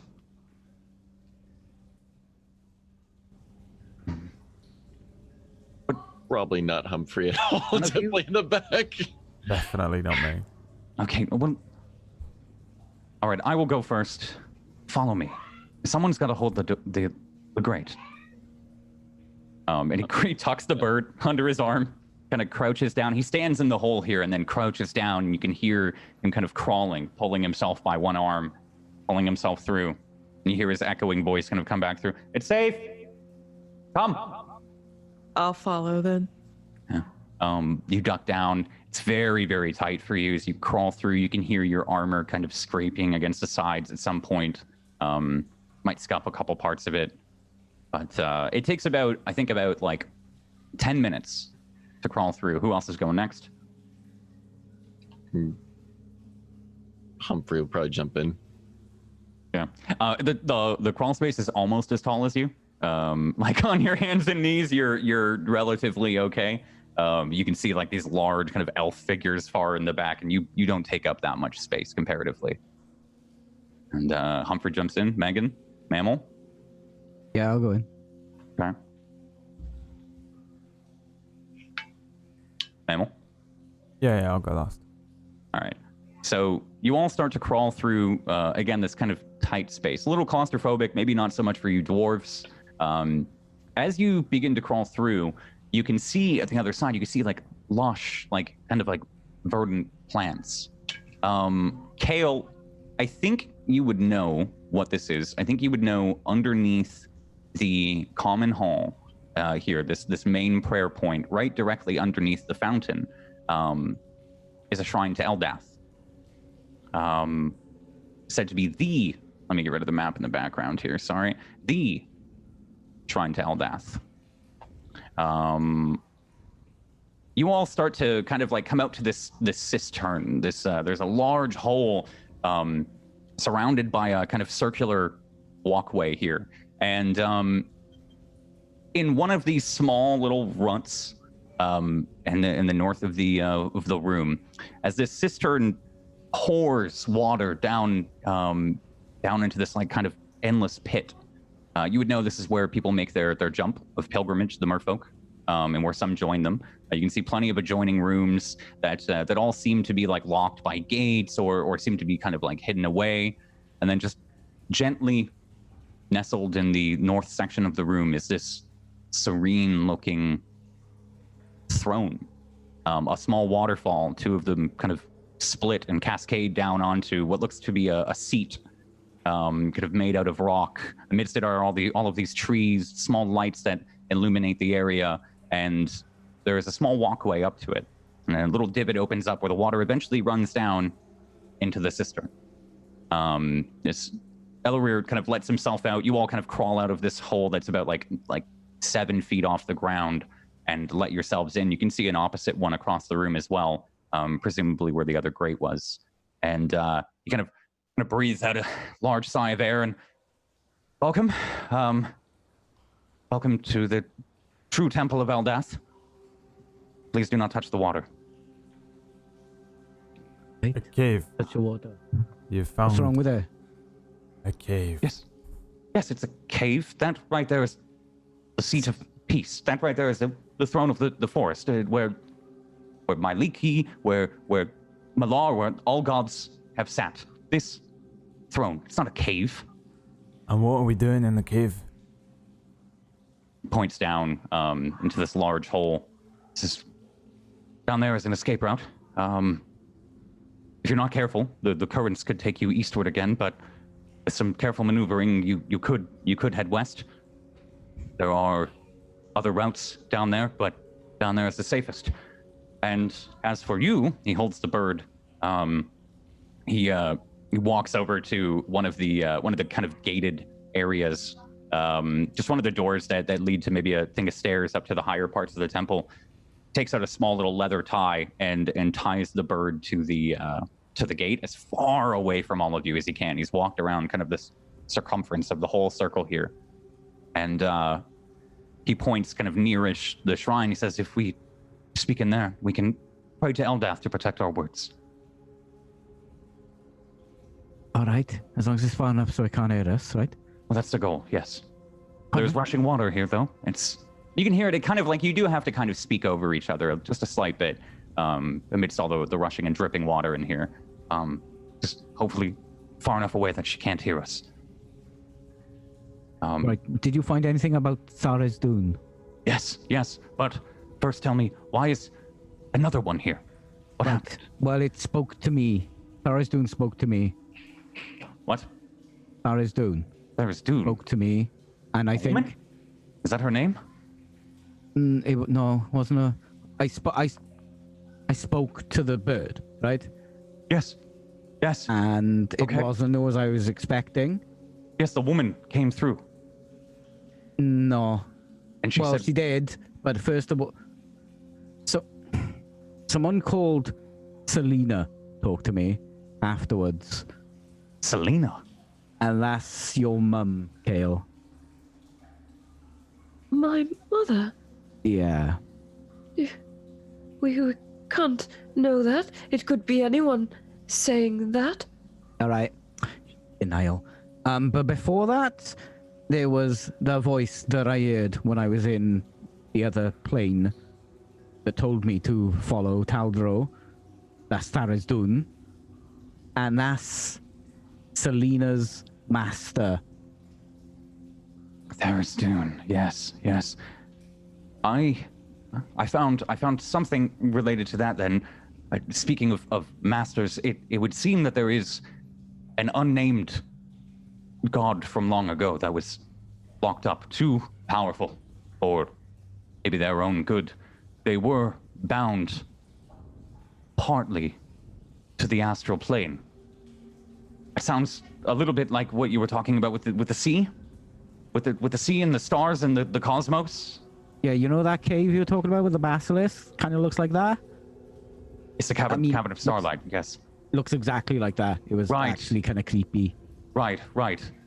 Did you see gates, white gates, a city? Did I see a tower? Or was it gates to a city? Yeah, I think you had seen. No, I believe. Yeah, you saw a city, a far off city. If I'm not mistaken. Yeah, but I couldn't get to it. It was the astral sea. You were on the astral sea. You have a cape that takes you to the astral sea. Kind of. I don't think you're supposed to, though. That is. It kind of broke, and then it was getting worse and worse every time I used it. And then I used it, and then go to the astral plane. And it was really hard to get back until the eyeball ate me. Chained. Yeah, I think it is. I'm not crazy, by the way. That actually happened. I believe you. He says, like, firmly. I believe you. The astral sea is where they banished this chained god. They say his body still floats there endlessly, but powerless. That his soul, his spirit, his powers have been locked in a prison, far out of. Completely powerless. Well, obviously, this could be this Thara's Dune you speak of. He's a pact maker. They seems to be a giver of power. Something. I think I'm accidentally working for him, or I was. How did he wants me to follow Taldro, but Taldro's dead. And I said that, and they said just basically I'm supposed to follow the body. And I'm supposed to take Kale there. Where's the body? What did you do with the body? We give him a burial. In the river. In the river? Kale? Well then of course, yes. The river's magical. I just told you all this. The river's magic. Some say the life, the essence of magic itself. To the south, is a river created by one such mage, one that stopped the This is bad. spread. This is of the really Fatewood. bad. Yes. If Humphrey, you follow that, you might find it. what have you done? What? What did you do? Humphrey shit in the river. On the way here. What'll become of him, priest?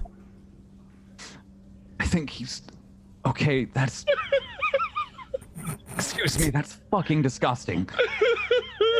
That is disgusting. It's my fault, priest. Sacred river.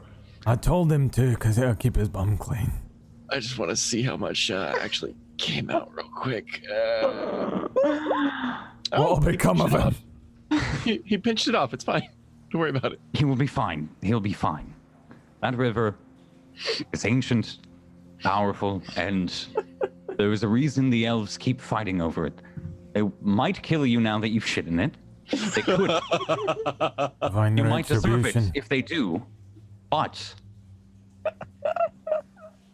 whatever it is, that is. While he's saying this, Humphrey Secret. digs in his pockets and pulls out a piece of the bird and starts munching on it. It was a long journey. My goodness, Eldath, please forgive me. I think, Kale, you've gotten yourself into something terrible, or Taldro has, or whatever that rage-fueled orc wanted to do, pissed somebody off, and must have done something. What claims to Also, be your mother? Selena wants to come here and talk in person. I said we were busy. What? Said the weather wasn't very nice. What did she say exactly? She said she would. I said I wanted to talk to her, and she said she'll come down in person. To the temple? I guess so.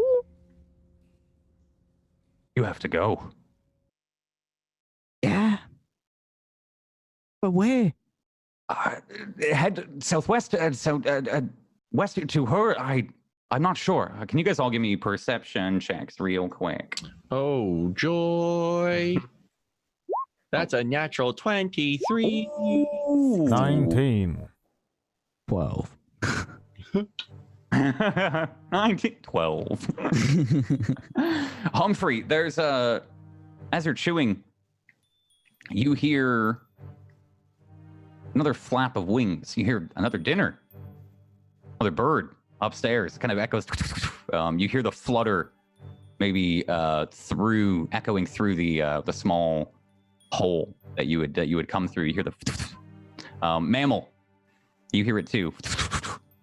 Multiple sets. And that's where we're going to take our break. Oh, We'll be right back. In 3 to 5. it's a flock of seagulls. There's It's a flock of bloody seagulls. flock of It's full. I seagulls. can't believe you And said I you're stuck run. In the magical I fucking run river of the so elves, you took a far shit in the away. Everflow. I pinched it. It's fine. And then I ate my chicken. It's fine. All right, everyone And go you take all- a shit. We'll be back in a few minutes. Yeah, we'll see you guys soon. Go join our Discord, go sub to the YouTube, and go listen to all the things over on the Patreon, the podcast, Spotify, Apple's, iTunes. Bye.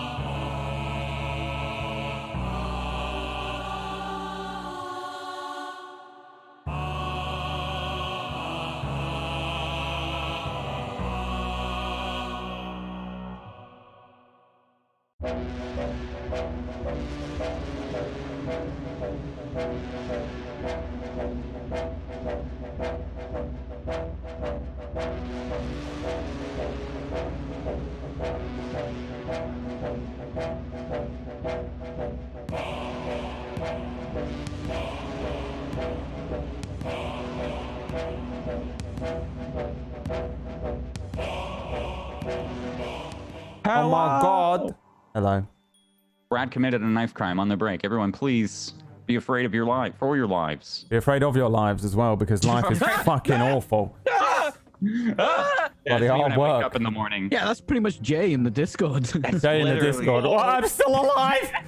Every fucking day. Wake up, guys, my chest really hurts. They're like, Jay, you're not gonna die, because I really think Not this is again! Ah. I don't think I've ever told anyone that they're not going to die as much as I've told Jay. Another time I've known him how much he isn't going to die. That was funny today too, is we couldn't even have a talk about vaping because like I was like, man, I'm just saying like that's kind of crazy. And you're like, Jay, it's literally not a big deal. And I'm like, I know, but in your mind, I'm going, ah! I'm like, man, Peachy, you're the only other guy I vape. Like, don't you think these deaths are weird? He's like, Jay, you're not gonna die. I'm like, okay, fine. I also don't speak to Jay on a Thursday. Doesn't happen, man. Speak to Jay on a Thursday. It could be anything. You never know. That was me. I was like totally normal there. Jay, you'd be like, oh, hey, Jay, how's it going? He'd be like, yeah, everything's fine. I'll be like, oh, man, it's crazy thing happened to me today. I saw a tiny little spider in the corner of my door. And Jay's like, there's a spider on me? It's biting me and I'm dead now? 2 hours later, he's in the hospital. Like, there was a spider on me and it had bitten me 17 times and I'm filled with poison. You know what? Okay. Feel the poison. Yesterday was like a non-freak out day when my chest was really hurting. I was just like, I should go in just in case because it's weird. And then the doctor was like, it might be a blood clot. And I was like, what? Yeah. I just thought it was a cold. What do you mean? Yeah. I hear this conversation. Blood clot is like still hurting, so I'm just like number one fear for a streamer, right? yeah, I feel like blood clot is the same as cancer for streamers. Like it's you might as well have said cancer. It's fuck. You know. I mean, I'm sat here right now and I've convinced myself I have a blood clot already because you've said it. Thought I had You know what I mean? Like, that's what I have. I have the I just same got thing. off a plane. I Yeah. double have one. Oh my god. Do you get those socks Tuesday? I almost got compression socks this time. I wear them. I wear them. Well, you're one step further. I almost did. I was like covered in that. It goes Jay, me, you, Peachy down here maybe, and then Zot. Zot is just like, I have never worried about anything for a moment in my life. Okay. I know Zot this morning. He's like, I have chest pain. I'm like, man, are you okay? He's like, perfect. This is the first time I've ever seen him sick. Yeah, right? He's like an Adonis. He's like the human. He's like the next step in evolution. Look at him. Right? Yeah, exactly. He's evolved before all of us. Human Adonis, but with depression. Don't we all? Anxiety. Human perfection. This is peak performance, everyone. This is peak performance. You don't know what the human body looks like, all right? To Ragtags with the Anxiety Boys. I am your host, Anxiety Boy. It's your boy Skinny Penis. So, you all, just before the break here, Humphrey especially, I think I'll add on to this here, Humphrey. You hear the like flutter of wings, and I think you hear like 1 or 2 footsteps from the southern edge of the room, potentially where the like footsteps or like talons, like footsteps. Ooh. Like the soft, like you hear a boot and then a boot, and it just echoes very slightly and then stops. And then you hear the of birds. You, Mammal, and Humphrey, you quickly hear like, wow, Ellerir's still talking to let's say to Kale, just murmuring about Tharistoon and talking about this chained god, and then you hear Humphrey's gonna just nonchalant grab the his club, not pull it or anything like that, just dead serious in the face as well. Dead serious. Yeah, Ellerir as well. He stops, like dead silent. He rolled a nat 20 as well. He goes, "Did you hear that? Hey. I heard a footstep. What? A footstep? A footstep. I did not. Will our water take us where we need to go? I'm not sure. You can jump. It is safe. It'll lead you down to a body of water. The only thing from then on is to follow the crystal caves. If you follow the crystal caves, that'll lead you to where I was talking about that monstrous red crystal. That leads west. If you'd like to take the fight to her. West. Crystal caves. There's a southern cave that will take you out, probably somewhere near Finbar. Wait, Finbar or Finbar? Finbar, Right. northwest. Glad we sorted that out. Northmost Finbar or the southern Finbar? Finbar, bar is the northwest. If you just say Finbar. Oh, we've not been to Finbar. Well, I mean, there is a path that leads there. It could take many days. If you go north, you could deal with the refugees. They are traveling. They will reach Valentian within the week. Eldath knows what kind of horrors await them there, but they are there with the bodyguards and people of the temple, Sabra and Tyron, two noble followers of Eldath, clerics that could help. I am not sure. And he looks up again, but I feel like she may be here. I look at Humphrey and Mammal. Humphrey, Mammal. Dwarf beer is weak piss. I jump in. Humphrey, his eyes just go fucking bloodshot. And you jump into the hole, yeah, the cistern here, yeah. Yeah. Just give do you look like a cannonball or anything? You just jump. Yeah, just. No, it just goes pencil thin. Disappears. Do I hear the footsteps? Did they come from like above or down the tunnel? That like above. Like you can hear, you can hear kind of like echo, maybe outwards, maybe underneath as well. Like you could hear someone stepping on the rocks. The ceiling of this room seems to be the floor of the room above, right? So, Megan disappears. Ellerir, he kind of like looks shocked and then immediately resigns his expression, nods at the rest of you. Because I will stay here again. If you decide to leave, which Apparently you are. Huh. Okay. I don't want to leave. Well, He just If it looks is, down the hole. then what will you do if she finds you? I can talk to her, or stay silent. I can pretend to be down here and praying. Of course I wouldn't hear the door. Oh, all right. And you two, what will you do? Now I'm gonna go and figure out what's going on with that there matron's rot before it hits Glint. Are you going to confront her directly? I don't know. Wait, does she know about the matron's rot? I think I think created it. she may be. Ah, right, well, the that's cause. exactly the person that I want to go see. Well, she may be rather hostile. She's created a rot to take over the land. Alright, well, look at him. What about him? He's my little counter-hostile device. He hardly looks sober enough to fight. Oh, His eyes are bloodshot. He's actually raging right now. the more It's drunk in a he full-blown is, rage. the better it is. Aye. Yeah, I seen someone bend a knife on his skin when he gets pissed off. Oh. We've lost Megan. Alright, he went crazy though. I don't know why he wants to die. I do not think he does. I think he fears her. And I look up. Yeah, but why is he making an enemy of Humphrey? Humphrey's gonna chop off his hands. Yeah, Humphrey, without saying a word, takes slow steps and just jumps right in. Like his hand is still on the back. Of the Yeah. Like he wants. Like I'm almost thinking he's gonna do like the classic like Dark Souls. Like you're ready for the down. Just literally waiting for the bottom. Jesus.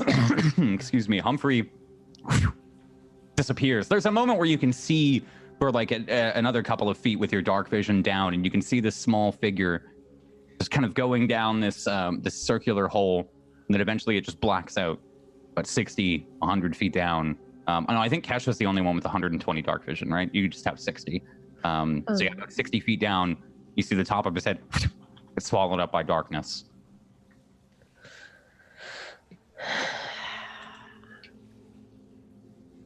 Well, I guess that's the way we're going. I jump in. Jump. Alright, As good you- luck. Yeah, as you jump, Ellery says, "Good luck. You'll need it." Kind of chases you to the edge and follows you down as you fall. And looks over at you, Mammal, and says, "You don't plan on going up there alone, do you?" Why not?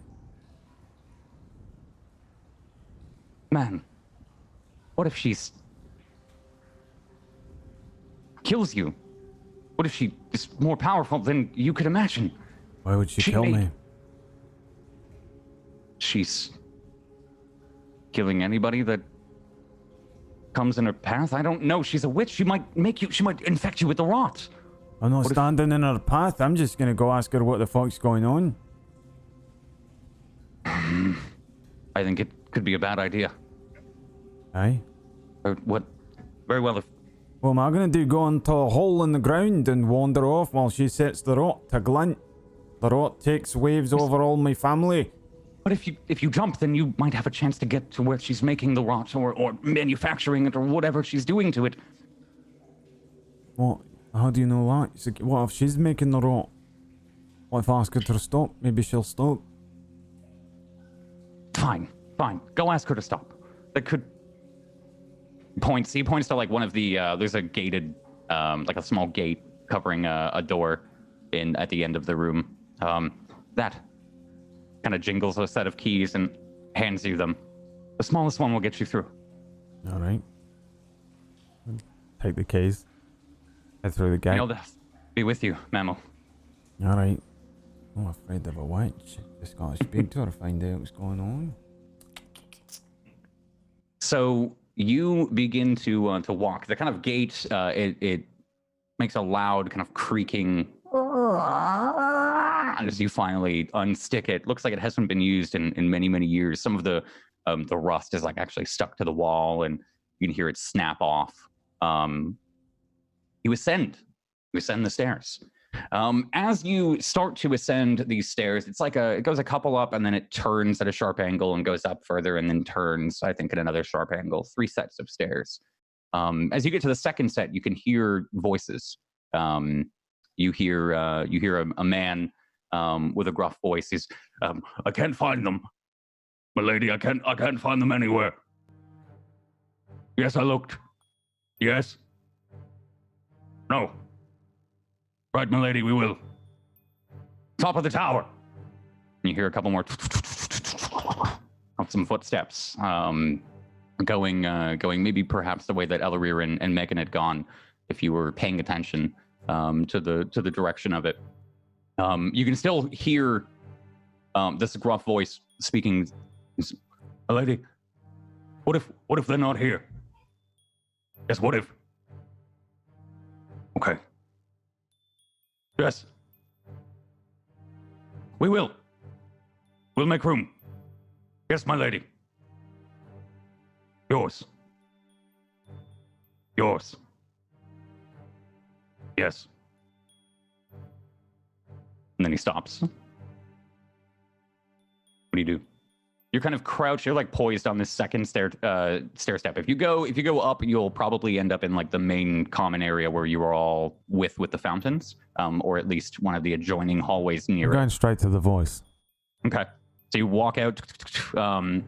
There's a large Burning Thorns member, a large man, taut, thick muscles. He's got a 2-handed axe over his back and thick studded leather. You just kind of meander into the middle of the hallway here. He does a double take and then, oh! Who are you? Hello, pal. My name's Mammal, son of Heimdall. Mammal! Be you a priest? No. He starts to he's got his hand on the back of his weapon. Then, where's the girl? Kale, we're looking for, woman, armor, cleric, follows this goddess. Aye, wee little thing in big armor. Yes. Aye. Where? I don't know, she's knocking about somewhere in here though. I saw her when I come in. Where? Why are you here? I was delivering potatoes. Show me them. Am I in the main room that we were in? Yeah. You know where the kitchen is here. Let me throw it over to that map real quick for you. Yeah, I'd say you came from like this side. You'd see that Humphrey went this way for the kitchen, across the room to the west and up northwest. I point that way then. Probably that way somewhere, I don't know. Somebody take him to our kitchen, made some potatoes. There's a lot of them though. You can help yourself. Emotions to use. Come. I follow him. You lead him to the kitchen here. You both kind of walk over. He takes the lead in front of you, but you can see him kind of like, excuse me, looking over his shoulder every once in a while. As you start to walk down the hallway. I'm doing the anime walk and I'm smiling. Yeah, okay. This big smile, hands on the back of the head. He looks back. Why have you come here? Just potatoes, that's it? Aye. No tricks? No. Kind of, you reach the kitchen finally and he looks in. There's 2 Burning Thorns members in there currently like going through some of the cupboards and, man, potatoes, you find any? The one at like the far end of the room. Yeah, right here? What? Why? What's in them? And he starts to like pull potatoes. And no, idiot. Fine. Yes, look in the bottom of the potatoes. Turns to you and kind of like crosses his arms. What do you want? I'm looking for someone called Selena or something like that. Every single person in the room stops. And he grabs his, why? I'm just smiling. Oh, because I was all talking about some lass called Selena who's done some sort of mischief in the woods. Mm-hmm. And what is your purpose of seeing Selena? I want to know why she's destroying these here woods. What's the point? Our Lady is destroying not the woods, but the corruption inside of the woods. Wait, what? She's destroying it? Not the woods, the corruption. She's destroying the corruption.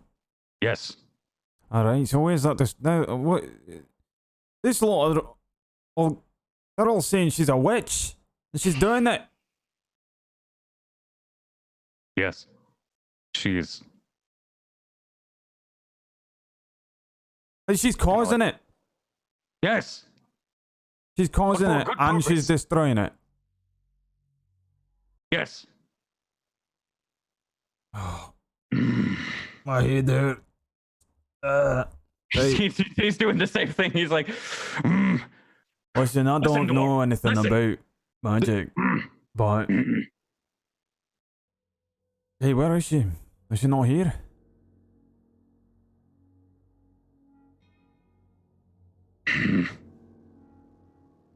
yes.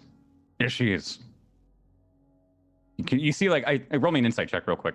As you see his expression change here.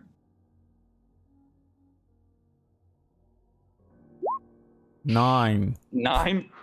So he goes from you can tell he goes from this like pensive, like very apprehensive of you, and then just he seems a little assured.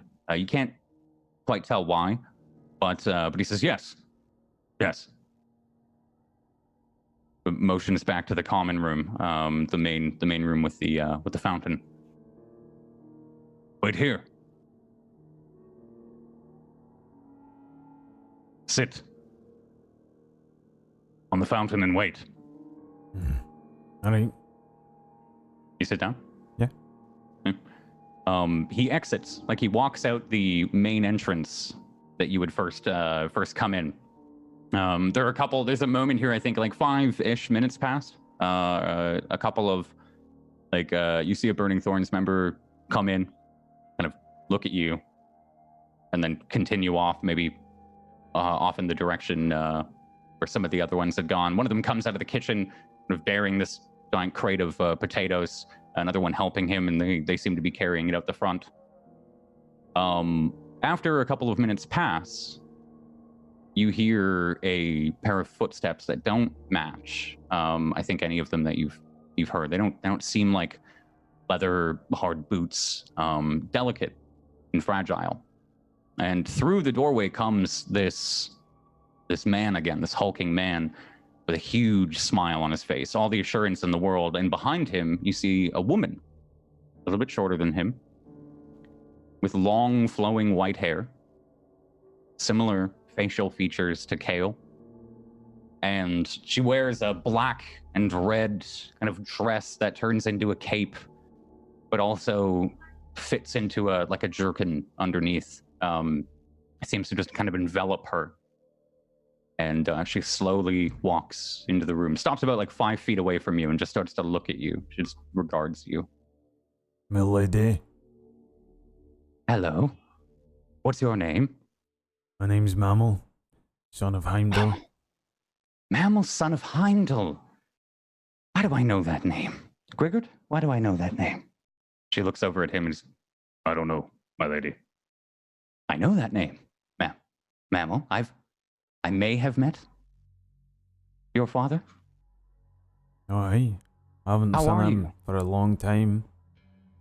No. Curious. Grigord tells me here that you want to speak with me.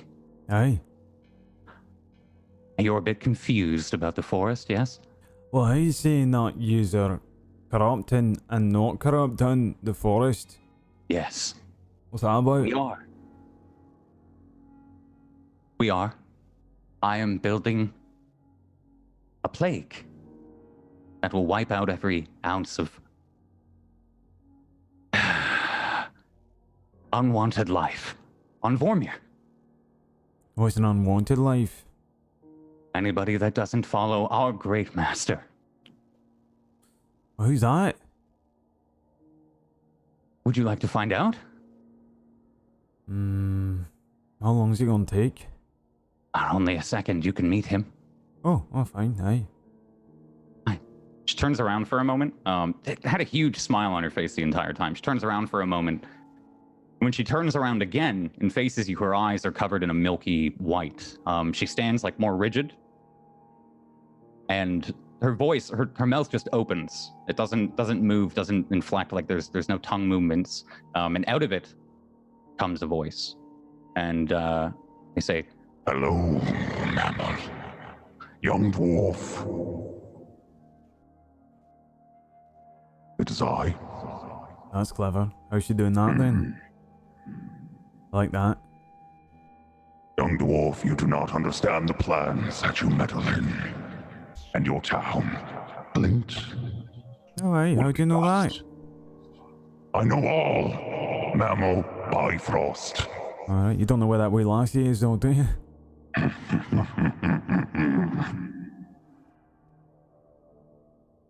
I know she is here, Aye. nearby. I can smell it. Aye. It might be Humphrey though.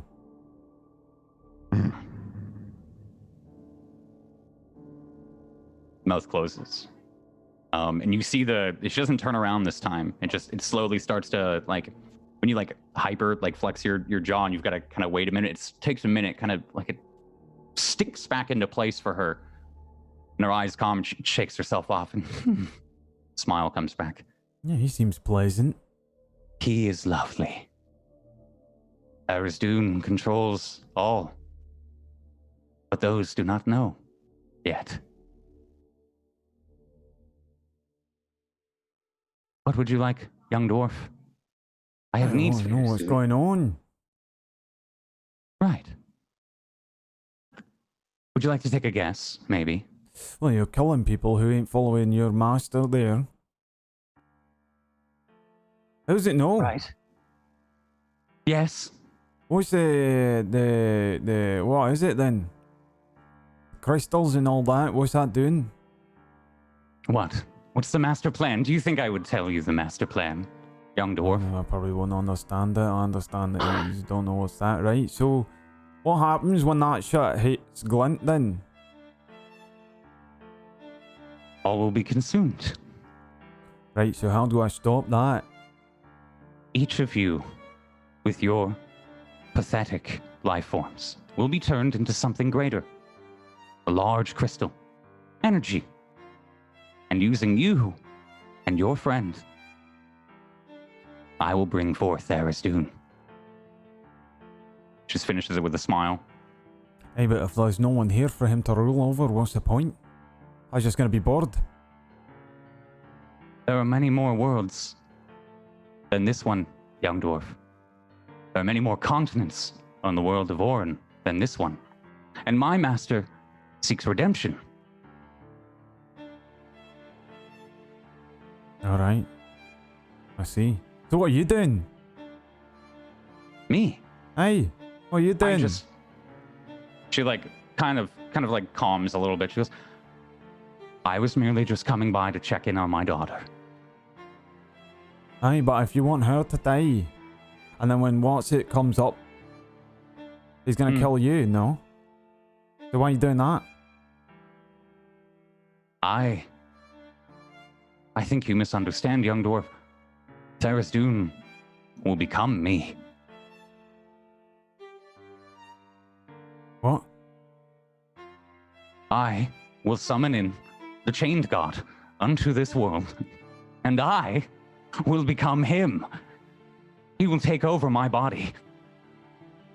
What if you like fall over and like hurt your legs though? What's he gonna do then? Do not think a god that controls everything is concerned with his mortal soul or body. Through me, he will wreak havoc. And I will be the leader of the coven. Me. So, dwarf, mammal, do I have your attention still? I need you to tell my daughter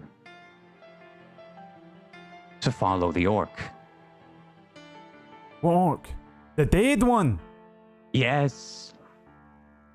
Oh, you don't want to go swimming? No, not for a few days. Can you deliver that message for me? I don't know where they are.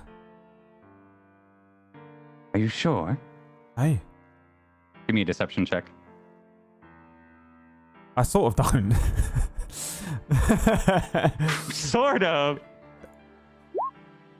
4. She like you see like her neck kind of like snaps up for a moment as she considers, and her eyes go milky again. And again she. Ooh. I can smell them underneath. Can you do me a favor and roll me initiative? God damn it.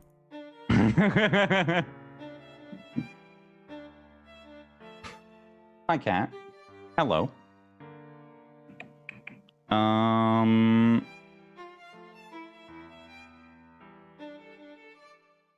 Somehow I've lost a token, so we're gonna use our boy. Cats now is not the moment. Okay, Fuck there you me. go. 6. Ooh. All right, and you rolled a 6. So as she says that, I'm just using his token for hers. Sorry about that. You Where's see, he? you Is see he still here? Yeah, he is next to her. Yeah. She like holds out her hand. And again, the voice kind of echoes out, says, Thank you, young dwarf. Thank you. Tell my daughter where she needs to be. and she closes her hand. And with that, you see this energy shoot out. This kind of pulsating eldritch blast that seems like it's soaring towards you and then hits the fountain underneath you. You can hear the rocks start to and the floor starts to spiderweb crack out. And a couple of pieces begin to fall all through. Some of the hollowed out room underneath gives way. And again, she says, A secret hole. Goodbye, dwarf. thank you so much for the help. Roll me a dexterity save.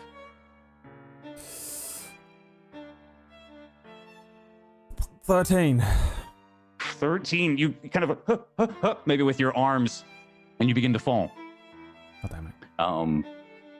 Joining the 4 others now at the bottom of the pool. As you fall and fall and fall, I think you can hear this laugh continue to echo in your head. Not around you, but again in your head, just as it goes down, as you're falling for like a couple of minutes here. Oh, Jesus. The rest of you, there is a small cave. Water, this kind of like flat, undisturbed water rests in this cave. I figure the 3 of you have made your way to shore at some point. There are plenty of those little mycoluminae, these little mushrooms. They don't seem to dot every single inch of the ceiling like they did previously, Megan. But they give you a kind of an idea of the height. They kind of grow near this large hole in the ceiling, and you can see a small figure falling. And then in the water. What are the 4 of you doing? Or the 3 of you doing? Humphrey's trying to beat the shit out of Megan. Yeah, I'm just nonchalantly going, yeah, both beer made me piss for weeks. Crazy, innit? Fist the size of a fucking, like, I what would be a good description of it? You know, like ham. Actually, it sounds about right. I was thinking the exact same thing. So these 2 are fighting. No, he's fighting, and I'm like just dodging everything to try to like tell him what I was actually fucking saying, throwing because he fist obviously after misheard fist. me. There's like a and then he's just raged out. Kale, what are you doing while they argue in the background? Another teammate left behind. Probably looking up and just trying to keep an eye out. I'm not going to get involved in their little spat. Yeah, you see, I think, the small figure of a dwarf start to fall, but then see the crumbling floor of the temple as well start to see the fountain that you would prayed at every day since you were a kid with Taldra, this main kind of gathering hall where they would let the merfolk down as well. This symbol, it starts to down behind Mammal, crash into the water. I'll shout to these guys if they don't seem to be noticing as they're Hearing, like, fighting. Yeah. that catches Humphrey's attention. Just whips around and just sees Mammal just falling. It just. Yeah, you see him hit the water too, and then all the debris. I think it looks quite dangerous. And it's a decent bit of a swim. Like, this is a large cavern here. It's probably like 30 feet of a swim to get to shore. Mammal, can you swim? Probably. Okay, I thought one of you couldn't swim, so I don't know. I forget. We're near water, right? Or we're not? Yeah, you would be near water. Yeah. Yeah. Then then I assume I can swim. Okay. I'm I'm well-ish traveled in the local area. Mm-hmm. You fall. All of these rocks. I think there's a moment where you look up and you can see all of the rocks coming down after you, and you can see just this one little like spot, this little fleck of red at the very top of the tunnel, as if she was staring down. You bastard! Roll me a quick perception check. Call her a bastard as I'm falling. I think the echo of him yelling hits the cave first. 9. 9? Okay, so yeah, just amidst the debris, you only see her. You're yelling up at her, and then suddenly that like full feeling as you underneath the water, and you can hear the roll me a dexterity saving throw real quick. 13. There's a huge, like, the fountain kind of crashes in the water in front of you and starts to sink down to the bottom of the thank God, water, just like narrowly missing you. What do you do? Oh, I'm fucking swimming in any direction away from the epicenter of this bullshit. Yeah. It's how far up?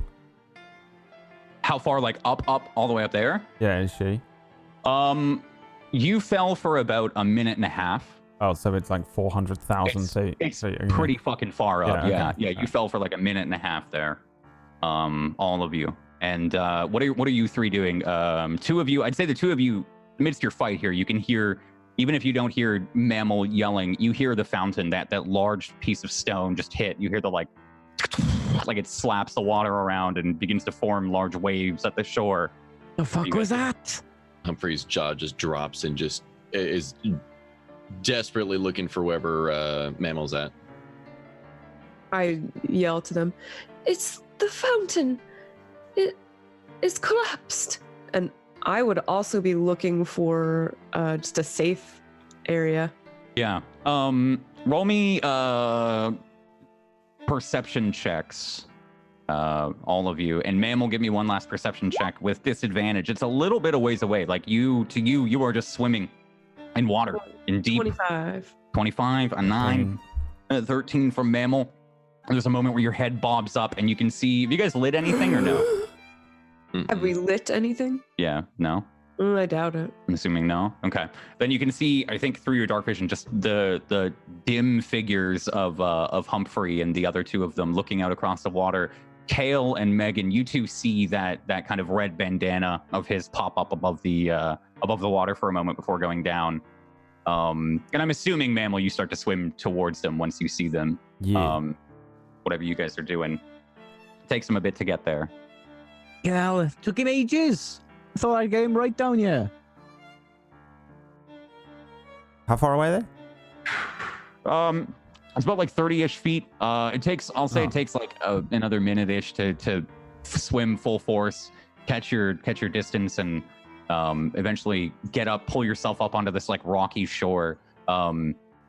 Just one last note, the coastline here, this little kind of makeshift shore, you can feel like, when you go up to, I don't know if you guys have been like swimming at a dock and you go to pull yourself up and your legs kind of go underneath the dock. There's a I do a lot of swimming around docks. What the fuck? Where do you live? Dude, it's the best way that your feet go underneath this kind of like shelf and you climb up on top of it. You don't know the pure horror of climbing up on a dock ridge and having your feet go under it? Yeah, that's what happens. Video games all day, Jay. That's terrifying, man. Oh. I don't know. Mammal, either. you pull yourself up. What are you guys doing? Bastard. I throw my longbow. Throw it? Looking up and Happened up there? I'm like looking at my wet body. Oh, it's shite. Bastard thing. Probably the first time I'm not smiling. I've been smiling the whole time, like I said. Not really smiling this time. What's wrong with your face? What? What'd she do to my What's wrong face? with your face? What's wrong with it? I don't know, it's all weird. What's wrong with it? You look miserable. I am miserable. You don't usually look gay. Hey, I'm pissed. Fucking bitch. Well, you're a dwarf, of course you're pissed. Oh, you saw her. Hey, she's up there. All the way up there. shit. Well, we got to then go. we've got to go. Hey, she said that I had to deliver a message to you, but I can't remember what she wanted. I was trying to think, trying to keep up with what she was talking about magic, talking about all this here corruption. She's gonna kill everyone, bring up Dragathun, what's she saying? I don't know. You spoke to her? Hey, and someone else. Who else?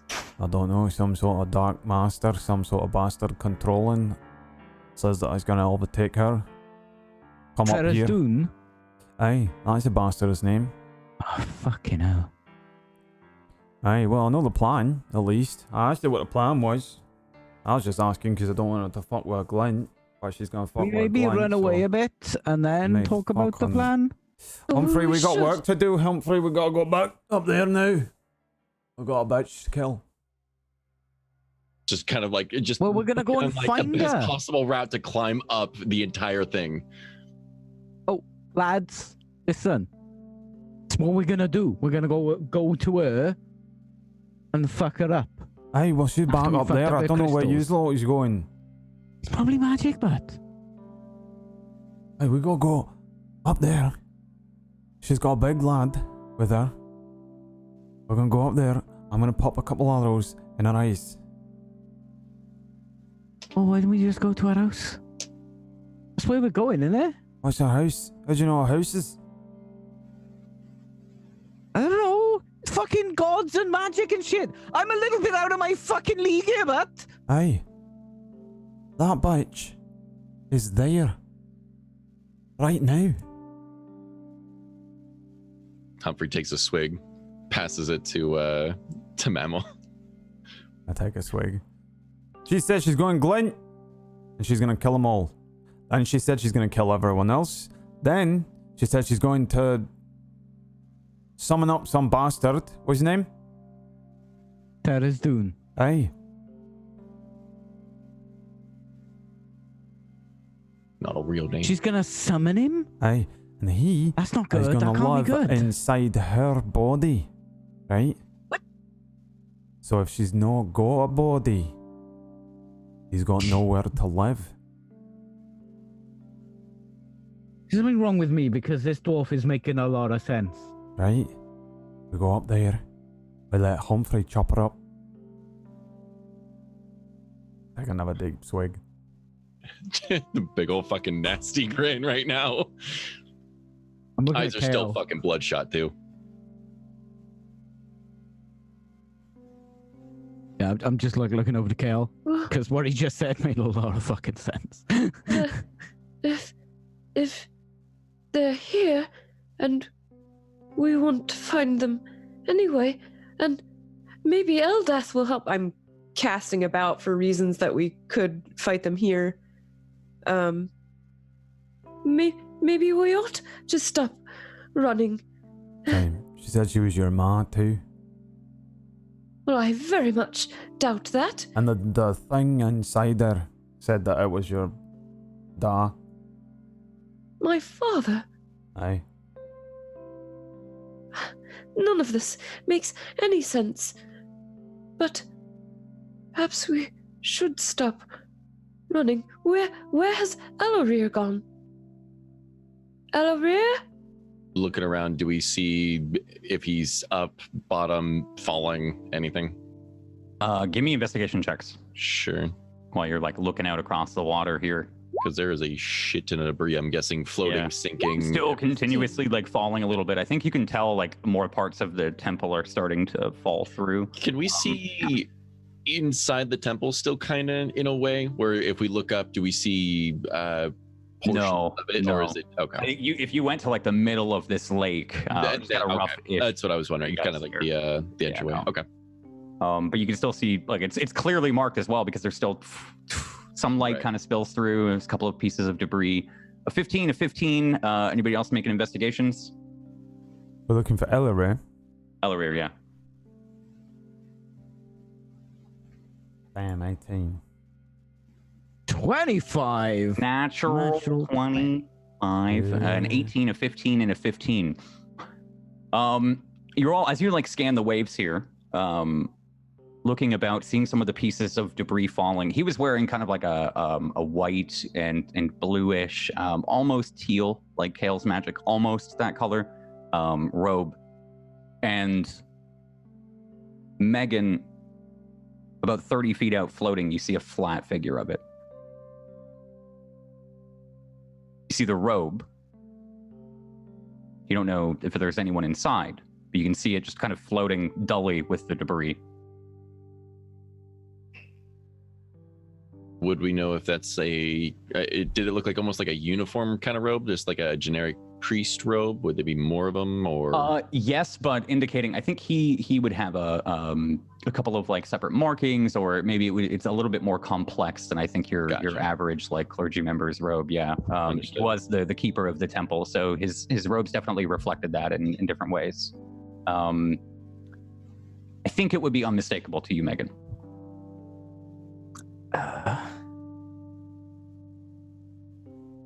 He could still be alive, couldn't he? No, I'm gonna like sprint and dive in. Okay. You just see Megan take off and then start going as fast as you can. You eventually, there's a couple moments maybe where you're underwater and then you have to like duck up and you see yourself, you're getting closer and you can hear the debris falling a little bit louder now as you get closer. It kind of leaves these large like and you see the water kind of like spill up and then fill back in on itself. Eventually, as you reach out and you grab onto something solid. Oh. First, there is somebody inside of the rope. You can feel the tall body, frail, of Elorir. You bringing him back to shore? Well, I'm going to try and get his head out of the water first, but yeah. As you bring his head up, you can see he's not responding. It doesn't seem to be, his eyes aren't open. He's obviously not trying to breathe or swim. You get his head above water. That's the wrong button. I'm on the radio! I'm sorry. Clean up on aisle 4. KO! Kale, clean up on aisle 4. Got a body over here. Oh, Thank God. you. Not only did she lose her best friend, she just lost a father figure now too, and that's how she finds out. So I'm we'll say like trying to shout as I'm like swimming him over. yeah. Oh God. You see, I think there's a little bit here. I think maybe after a moment, Kale, it hits you that he's got Elorir. Swimming back with Elorir is about 10, 15 feet away. It's an effort here, Megan. Give me an athletics check real quick. Yeah, I'm trying real hard for some reason. Once he gets close enough, what was it? Humphrey will kind of help him onto. 11. Ooh. You make it in decent time. You keep his head above the water. You're okay. It's very hard for you to swim, but you make it. Eventually, you kind of lift him up onto this shelf here. Again, you can feel your legs kind of being pulled underneath, and you pull yourself up. Maybe Humphrey's there to help you pull Ellerir's unconscious figure up onto the shelf. What are you doing, Kale? I rush over to him. I look in his mouth to see if there's any obstruction, and then I'm going to be pushing on his chest to try and get the water out. Okay, give me a medicine check. All right. 7. Push. Nothing seems to be happening. You work. Smack his face again and try pushing harder. Try again. All right, give me a medicine check again. Probably kind of frantically. Yeah. Saying, "Ellerir, wake up!" 16. There's a final, as like a bunch of water spits out of his mouth, and he lets out a hacking cough. Alive. Ellerir, Kale. can you? Kale. Are you all right? Is that you? Kale. It is. Kale, where are we? Oh, well, we're in the temple, but it's collapsing, and we've got to go. Can you walk? I'm not sure. Did I die? I No, Death. think you are just unconscious. No, Death, protect me. No, Death. Oh. Humphrey grabs his flask and hands it like right over to him. Kind of like at the same moment he like knocks out of the way and grabs Kale's face and like reaches up. He's, you saved me, Kale. I tried it. It was Megan, but Thank you, Megan. I thought he was dead, to be honest. Aye, my money was on dead. right. A moment's rest, and then we must go. The temple is collapsing, and that woman is here. Wait, Yeah. if she's there, maybe we should have a rest. Aye, I'm let her gonna pass go. her up. Let her walk away. Let her take her time and hide in the forest. Wait, she's leaving there? Don't know. Where does she want you to bring her? Kale, I mean. She didn't, did she? I don't know. No, she couldn't have done, because why wouldn't she have come down? What did she say to you? What happened? Don't know. I saw the floor split open and everything gave way. Aye, she told me to come down here. And She was definitely there, right? Aye, she exploded the floor. You think I did that? She exploded the floor. She's that powerful. Oh, it's not that powerful, right? That's... Yeah, I once burned down the entire bit.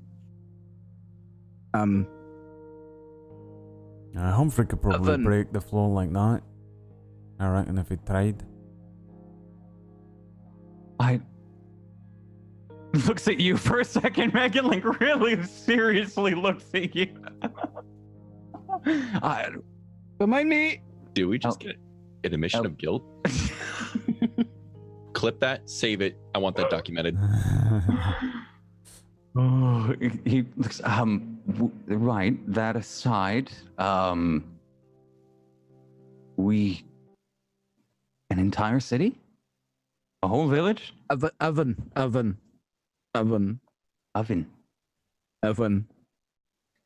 Listen, whatever he's done in the past doesn't matter. You're a priest, right? You gotta forgive.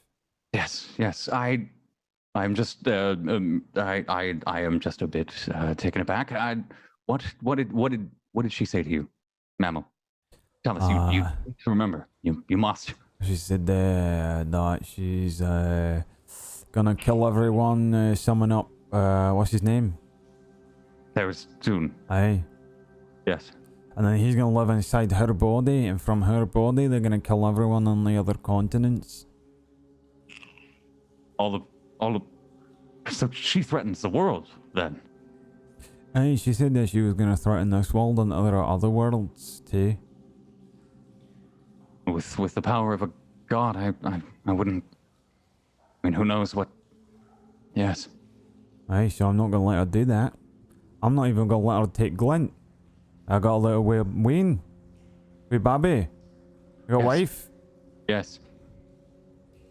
They I'm need you. gonna go How do I get up there then? He looks up at the hole. There's no way up there. Unfortunately, there's a path again to the west. The path with the crystal. It eventually loops back up into the crystal caves over by the caverns of Starlight, where you would first come in. So, that could be an option for you, or you could continue west. If you think she's going, did you mention staying there? Where? As he says that, like another part of the temple starts crashing down the hole. I don't know what she was talking about. I was trying to listen. I couldn't understand a word of it. I was trying to listen to what she was saying. She's saying, oh, I'm going to do this. I'm going to use that there curse. That's going to create this. I'm going to become a god. I'm going to summon this. That's my wee baby. That's my daughter. I said, I don't know what the hell's happening. I said, I'm just trying to find out what's going on. She says, you want to meet someone who's in charge? I said, yeah, I want to speak to who's in charge. She says, listen to this. Her fucking mouth opens up. She says, look, this here is him. He speaks like some weird voice comes out like she's doing ventriloquism, like she's throwing her voice, but I think she was talking to someone else. He says something else. He says he's going to come up, destroy everything. I said that was pleasant. She said, that's my wee daughter. Go give her a message. I said, what's that? She said something, I forgot it, and then she exploded the floor and I fell on the ground. You need to remember it. Oh, I can't remember. Nothing. I was not listening to what she's saying. I didn't think I was actually going to come down. She's like, go and find where they are. I'm thinking, I'm not going to find where they are. I'm going home. I'm not going to find that wee little lassie you're all hunting for. Lead them right to her. Come on. Anything else? Anything? What did she look like? What kind of powers did she use? Do you know anything about magic enough to know what kind of... Crackly hands. She had crackly beam hands. Okay. She had white hair. White hair, like he white. Points to Kale. Like he points to Kale. He doesn't say it out loud. That's her ma. Said the demon that lives inside her was a da, so she's half demon, half bitch.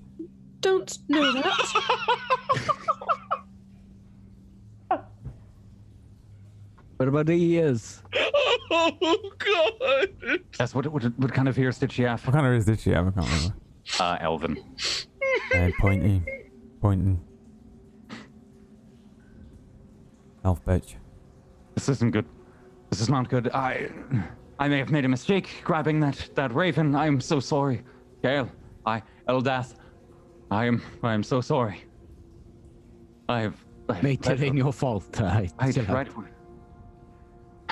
Now listen, you lot can sit around here, apologising, crying and worrying or whatever, but me and them, we're gonna go up there and we're gonna chop down a witch, okay? I chop down trees, he chops down witches.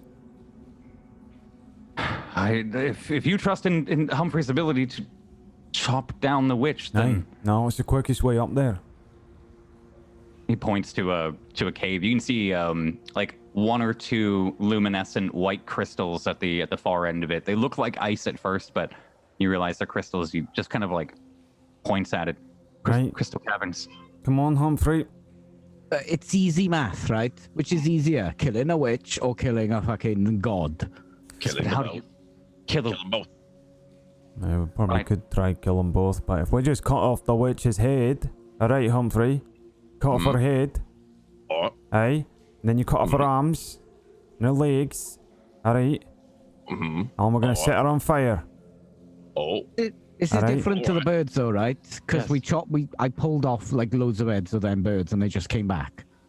Aye, well, little birdie heads, I don't know, okay, we're gonna set her alight. We'll burn it. Burn the bitch. Right? Nothing comes back from being burnt, right? Burn the witch. Burn the witch, yes. We burn the witch. And then that there bastard's got nowhere to live, okay?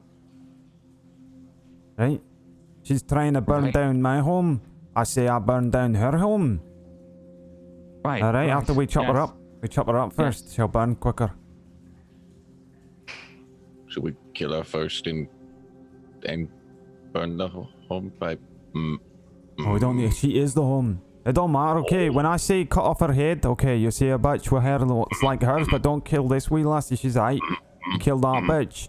Chop her head off. That's it. Simple as that. What else you gonna do? You're gonna sit around, what, crying? How many were up there? Did she have like bandits with her? Aye, there was a few men. How many? Well, if 2 was 100 per krantz, then I'd probably say there was, you know, like 5 per krantz of them. 10. Aye. I don't know, I saw like 3. Were there any big ones, or, you know? Aye, they're all big. Oh. Okay. Maybe we need some help? I point at Humphrey. Right. That's the help. I meant like, no disrespect, but that's only one person, like. Aye, but I've seen him. He has a few beers. He takes the club, one hand, and just is holding it straight. It's giant fucking club. Just one hand. Are you Takes the great holding it axe in the other. steady? Because you are quite pissed. This will matter. Elorir speaks up for a moment. He says, Oh, God, natural 25. Yeah, it's just rock hard. Just Alright, fair enough. Blood is flowing, boys. I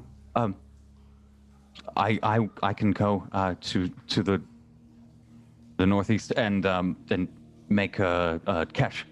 I can bring cash and start the call for other peacekeepers and I can send them wherever you are. If you send word to me, then I can send the peacekeepers to you to help with the final fight. Are we gonna reach you? Have you got any cool birds? Have you heard of the spell message? Have you heard of a message? Like no, a he said letter? that spell. Yes, I can. He like holds his hand to his head real quick, and you hear his voice kind of appear in your head, Is it? Megan. Is you see, I can speak into your mind like this. Oh, that's fucking weird. What's happening? I'm attempting to deliver a message. Okay, I get it. Get out. Get out. Yes, I will get out. I'm delivered a message telepathically. If I know. Oh, and you do like that it to now, my it's- wee baby. You did it to my wife. I Lynn. don't. I do not. I just don't tell know. her like, if it would just tell her like, oh, I'm gonna be late. I'm not coming back. But and also, if you see a witch, then just run. Go Finbar. I do not. Alright. I don't have a spell. And then tell her she sees powerful like enough. red crystals or I will do what I can. tell her I'll do what I can. that she got. I'll do- Alright. I'll do what I can. Yes. Alright, just and Don't I forget can the eggs too. Eggs. when you're ready, I guess just do one of those things. Damn, that I will keep settles you that updated then, on the doesn't it? daily. I was worried At the about first that. rise I of didn't dawn. realize he can fucking do stuff. Like I said. At the first rise of dawn, I will contact you every day. Have you ever put an iron nail in your mouth? It's like that. Aye. Twice. Four of you have. Look, it happened. Alright, just shut up. What happened? Iron nail. Look, sometimes you need somewhere to hold iron nails. My mouth was right there. Can we? We're talking. Right, You were saying right. about. Yes. Your plan seems well, but you will need help. Yeah. And he just kind of motions for a moment over to the water where you can see still some of the parts of the temple are still falling. It's not really like increased in debris. There's a small decrease, but there's still a couple of large pieces. Maybe the ceiling, like one of the vaulted pieces of the ceilings comes down. He's I have nowhere to return to, and I do not expect that she will be back to the temple for you, Kale. Are you sure you cannot remember her message? Why would she let you live? I can't get over it. I've still got the message. Follow the orc. Aye, she told me to follow the orc. Follow the orc. I said I'm not going to do that. Wait, It's disgusting. is that what she told you? We'll just follow the river. No, well, aye, she did say that, aye. But she said something else too, but I can't remember what it was. You remember? Oh, If you remember, please tell your companions here. They could benefit greatly. Aye, well, I didn't know I was going to be tasted on it. I thought I was going to have a nice natter, find out what's going on, then I was going to pop home to Glint. Right. And I thought Kale coming to the temple would be the last safe place for her. We were wrong. He comes up to you, Kale, kind of like puts his hand on your shoulders and goes, Kale, you must do this for our goddess. What must I do? Remove the blight from this land. You carry within you some way, somehow, something Eldath has given you the power. You have seen our goddess. You've spoken with her. You commune with Eldath. She clearly wants you to know something, to do something, to see something. You must commune with her daily. You must find out the answer that she wants you to know. I will try, Elorir. There was a reason. He points at your necklace and cuts you off. He says, there was a reason she gave you this. Right. I will try. I will do this. I will commune with her, and I will follow the orc. Do they mean Taldro? They can't. They must. I mean, Yeah, no, Follow they the definitely river. mean Taldro. Leads down the ancient Sumerian river. You must. There's a river of great power that is the only thing that I can think of. And if the orc has traveled like you've let him, if you've sent Taldro's body down the river like you've said, then technically you have something to follow, correct? right. All right. Point the way. Points at the crystal cavern again. Follow it. Be wary of the red crystals in the middle of the cavern. They are alive. Thank you, Eldath. We will. She does love you. And you. And all of us. And with that, I'll turn and head toward the direction he Yeah. pointed. The shore here, this kind of little like cliff slope, leads up to it a little bit. Elorir, he sits down on the rock and says, I will give word to the other peacekeepers. Again, I will contact you on the rise of dawn. Every day. We will wait to hear from you. Every day? Every day. Okay. I must know of your movements. I must know where you are. Want to know about them as well? Yes. Okay. I will reach out to you, Megan. Oh, You'll be hearing from me. and it's important that you know of our Yes. movements.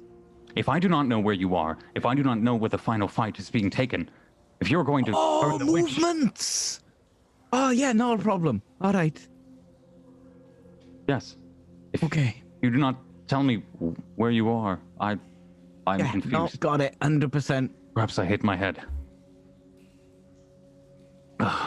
Be well, four of you. Hey, don't forget to message my wife.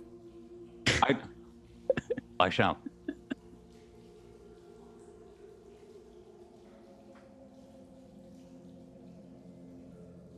Just nods. He's just like thumb up. Oh. All right. Just fucking. Humphrey just starts trailing. You guys start walking. Yeah. Yep. You begin to walk. I think like skirting this this giant kind of still pool of water. Somewhere out in the water, you hear a splash. A little further away from the debris. Seems like a tail comes up and then slaps. Now that we're ah! There's something in the water. Don't touch the water. Don't. I was just in the water. Don't go back in. As you all continue to walk along to this crystal cave, you eventually come to this small opening at the other side of this large cavernous hole down here, and there are a couple of, like you described, these small crystals They look ice white, and they seem to just be jutting from the wall. Inside of them are little bands of electricity, like they arc kind of zzz, and travel up once every like 10 seconds. Is it hot or cold down here? As you get closer to the crystals, it gets hotter. Much hotter. It's not like a sweltering heat, but it's a noticeable enough change. It's like an electric heater. Essentially, yeah. You would if you reach out to touch the walls, you'll feel the walls themselves are giving off the heat. There's something deeper within the walls. And as you all travel down this cavern here, you begin to pass these kind of crystals. They look similar to the red crystals depicted in some of the books that Bristlebark showed you long ago, Kale, for the Matron's Rot. These crystals that seem to grow just straight out of bodies, but those were red. These are white, and they seem to grow out of the dirt, the very earth itself. And as you look down this cavern where you have to go, you see hundreds and hundreds more. As you begin to journey down, that is where we're going to end today's session, today's episode. Jesus, I was like, what the fuck did I just play? Oh my god. Thanks, thank you, you four, for playing. Bloody hell. I thought I was going to die, by the way. I actually thought I was like, oh, I've done it again. Like, he's I've role-played myself into a death. Yep. I mean, I tried, Brad. Again. Again. Well, yeah. I mean, my character doesn't think that he's... My only motivation is just to protect my family. So, yeah. I don't know why I would wander off elsewhere when I can just go and find out what the hell's going on. Yeah. Only thing that was in my head was just like, okay, Kayla just lost her best friend. She just now lost her home, and if she lost her father figure, I would have fucking like... It was rough. Yeah. It was rough. For a moment. That was rough, man. Humphrey wouldn't fucking care, but you know. Yeah. Thank you, you four, for the laughs, you idiots. I appreciate all of you. That was ridiculous. There was a I appreciate it. Thank you everyone so much in the chat for watching. Thank you everyone for hanging out today and supporting Table Story. Don't forget to go check out our Patreon. We'll do a quick round of outros real quick, starting with Peachy. Yo, what up? Jeez. Street and stuff. My name's Peachy. I'm playing loads of games at the moment. Warframe Elite. WRC8, which is dope. Other stuff too. Desecrate Behemoth Heresy. There's another game I've been playing that's really good. I just can't remember the fucking name of it. All of them sound like metal bands. Yeah, Blasphemous. So it was another metal band. And I'll be streaming tomorrow, so come hang out tomorrow. 6 p.m. GMT. I know what time I stream. Go follow Peachy. He also made one of the songs, one of the new songs that y'all were listening to today. In a day. I was like, yo, can you make this? And he was like, absolutely, I can make this right fucking now. So thanks, man. Thanks. Oh, that was a Peachy song, because that was dope. Actually making music. That was fun. Yeah, this one was a Peachy one. Yeah. Make me one, Peachy, please. Caught me off guard. I'm like, I want one. Seth Roth is gonna come out of fucking nowhere. I just made you an album, Brad. I want more. Scott. Hi. I do Where stuff. are you, my friend? I'm right there. But where do you do what you do? Where you are? I'm addicted to WoW. The end. Oh. The end. This week, played a bit of Greedfall, which was really, really fun. Reminded me a lot of if you're into Dragon's Dogma type RPGs, Witcher or Dragon Age. It's heavily influenced. It feels heavily influenced by those. It's nice. Lots of exploration, lots of looting. Combat's really, really just nonstop. It's worth a pickup for sure, 100%. A bit of a CPU issue with it at the moment, but I think devs are aware of it, so they're gonna clean it up. Other than that, more WoW, and well, everything is getting released within the next month or so. Yeah, literally every game will be released. I mean, we got Borderlands this weekend, which I'm Surge on the passing 24th. Uh, Link's Awakening on the 20th, which I will be fucking playing the hell out of. I mean, it's Link's kind of Awakening sounds like, this is the first time I've ever heard of it. It sounds like he's going to lose his virginity. He does. Is Link's Awakening the Game Boy one? Is it the Yes. Is it the hentai click fucking nude grounds game? Nude grounds. Remember nude grounds? Wow. Not a sexual awakening. All right. Okay. Go follow Zot, guys. Link's Tuesday. Sexual Awakening. Hi. I'm Tuesday Gray. I have a head cold and jet lag. So don't bother following me because you'll just see a miserable person, but definitely follow here and hop in the Table of Story Discord. And thanks for being here. Oh, you're supposed to shout out you, not Brad. Brad, shout yourself out if you can. Hello there, it's me, Brad. I got nothing to shout out. Just watch Dying Order. Check That out is on his YouTube. Sundays. What the? Dying Order is a brand new D&D show, which has just started last Sunday.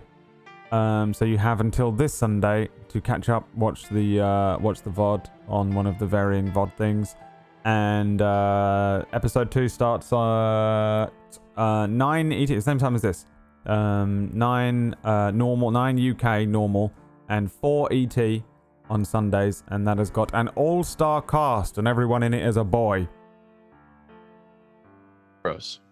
All boys. What a shame. All boy Disgusting. cast. Me and Thank the boys. you, everyone, so much. Go watch The Boys on Table Stories, Dying Order. Thanks, everyone, again. Thank you so much for watching. Brad is also a YouTuber. He does review Raspberry Pi cases. Please go subscribe. I do review Raspberry Pi cases. Here's one. Do you like it? What is that? Do you like it? Raspberry Pi Nano. That is Nurofen, which is Advil. Nurofen? Nice. That is Advil. That is fucking nerdy Nice, as fuck. man. Nice. That's sick. What do you run on that? An old SNES? Yeah? You're I can run... emulator? Yeah, this has got inside of it, I have hacked it so that there is a full treadmill in it. No way. Yeah. Wow. Yeah, it's cool as shit. It's like every Raspberry Pi thing. I have this mug that I put a computer inside. Yeah. I can play And don't Minecraft forget on to it. follow Brotatoe. He's probably playing WoW. Probably. Most likely. I'll see you guys for tomorrow's anxiety attack. And next week, Ragtags, 4 Eastern, all right? It's either next week or in a month. We're not playing on the 26th. Or in the year No. We're not playing on the 26th. 3777. TwitchCon is the 26th. And See you in the year 3777. when they unfreeze me. When they Goodbye. unfreeze Jay. Bye. Bye. Bye.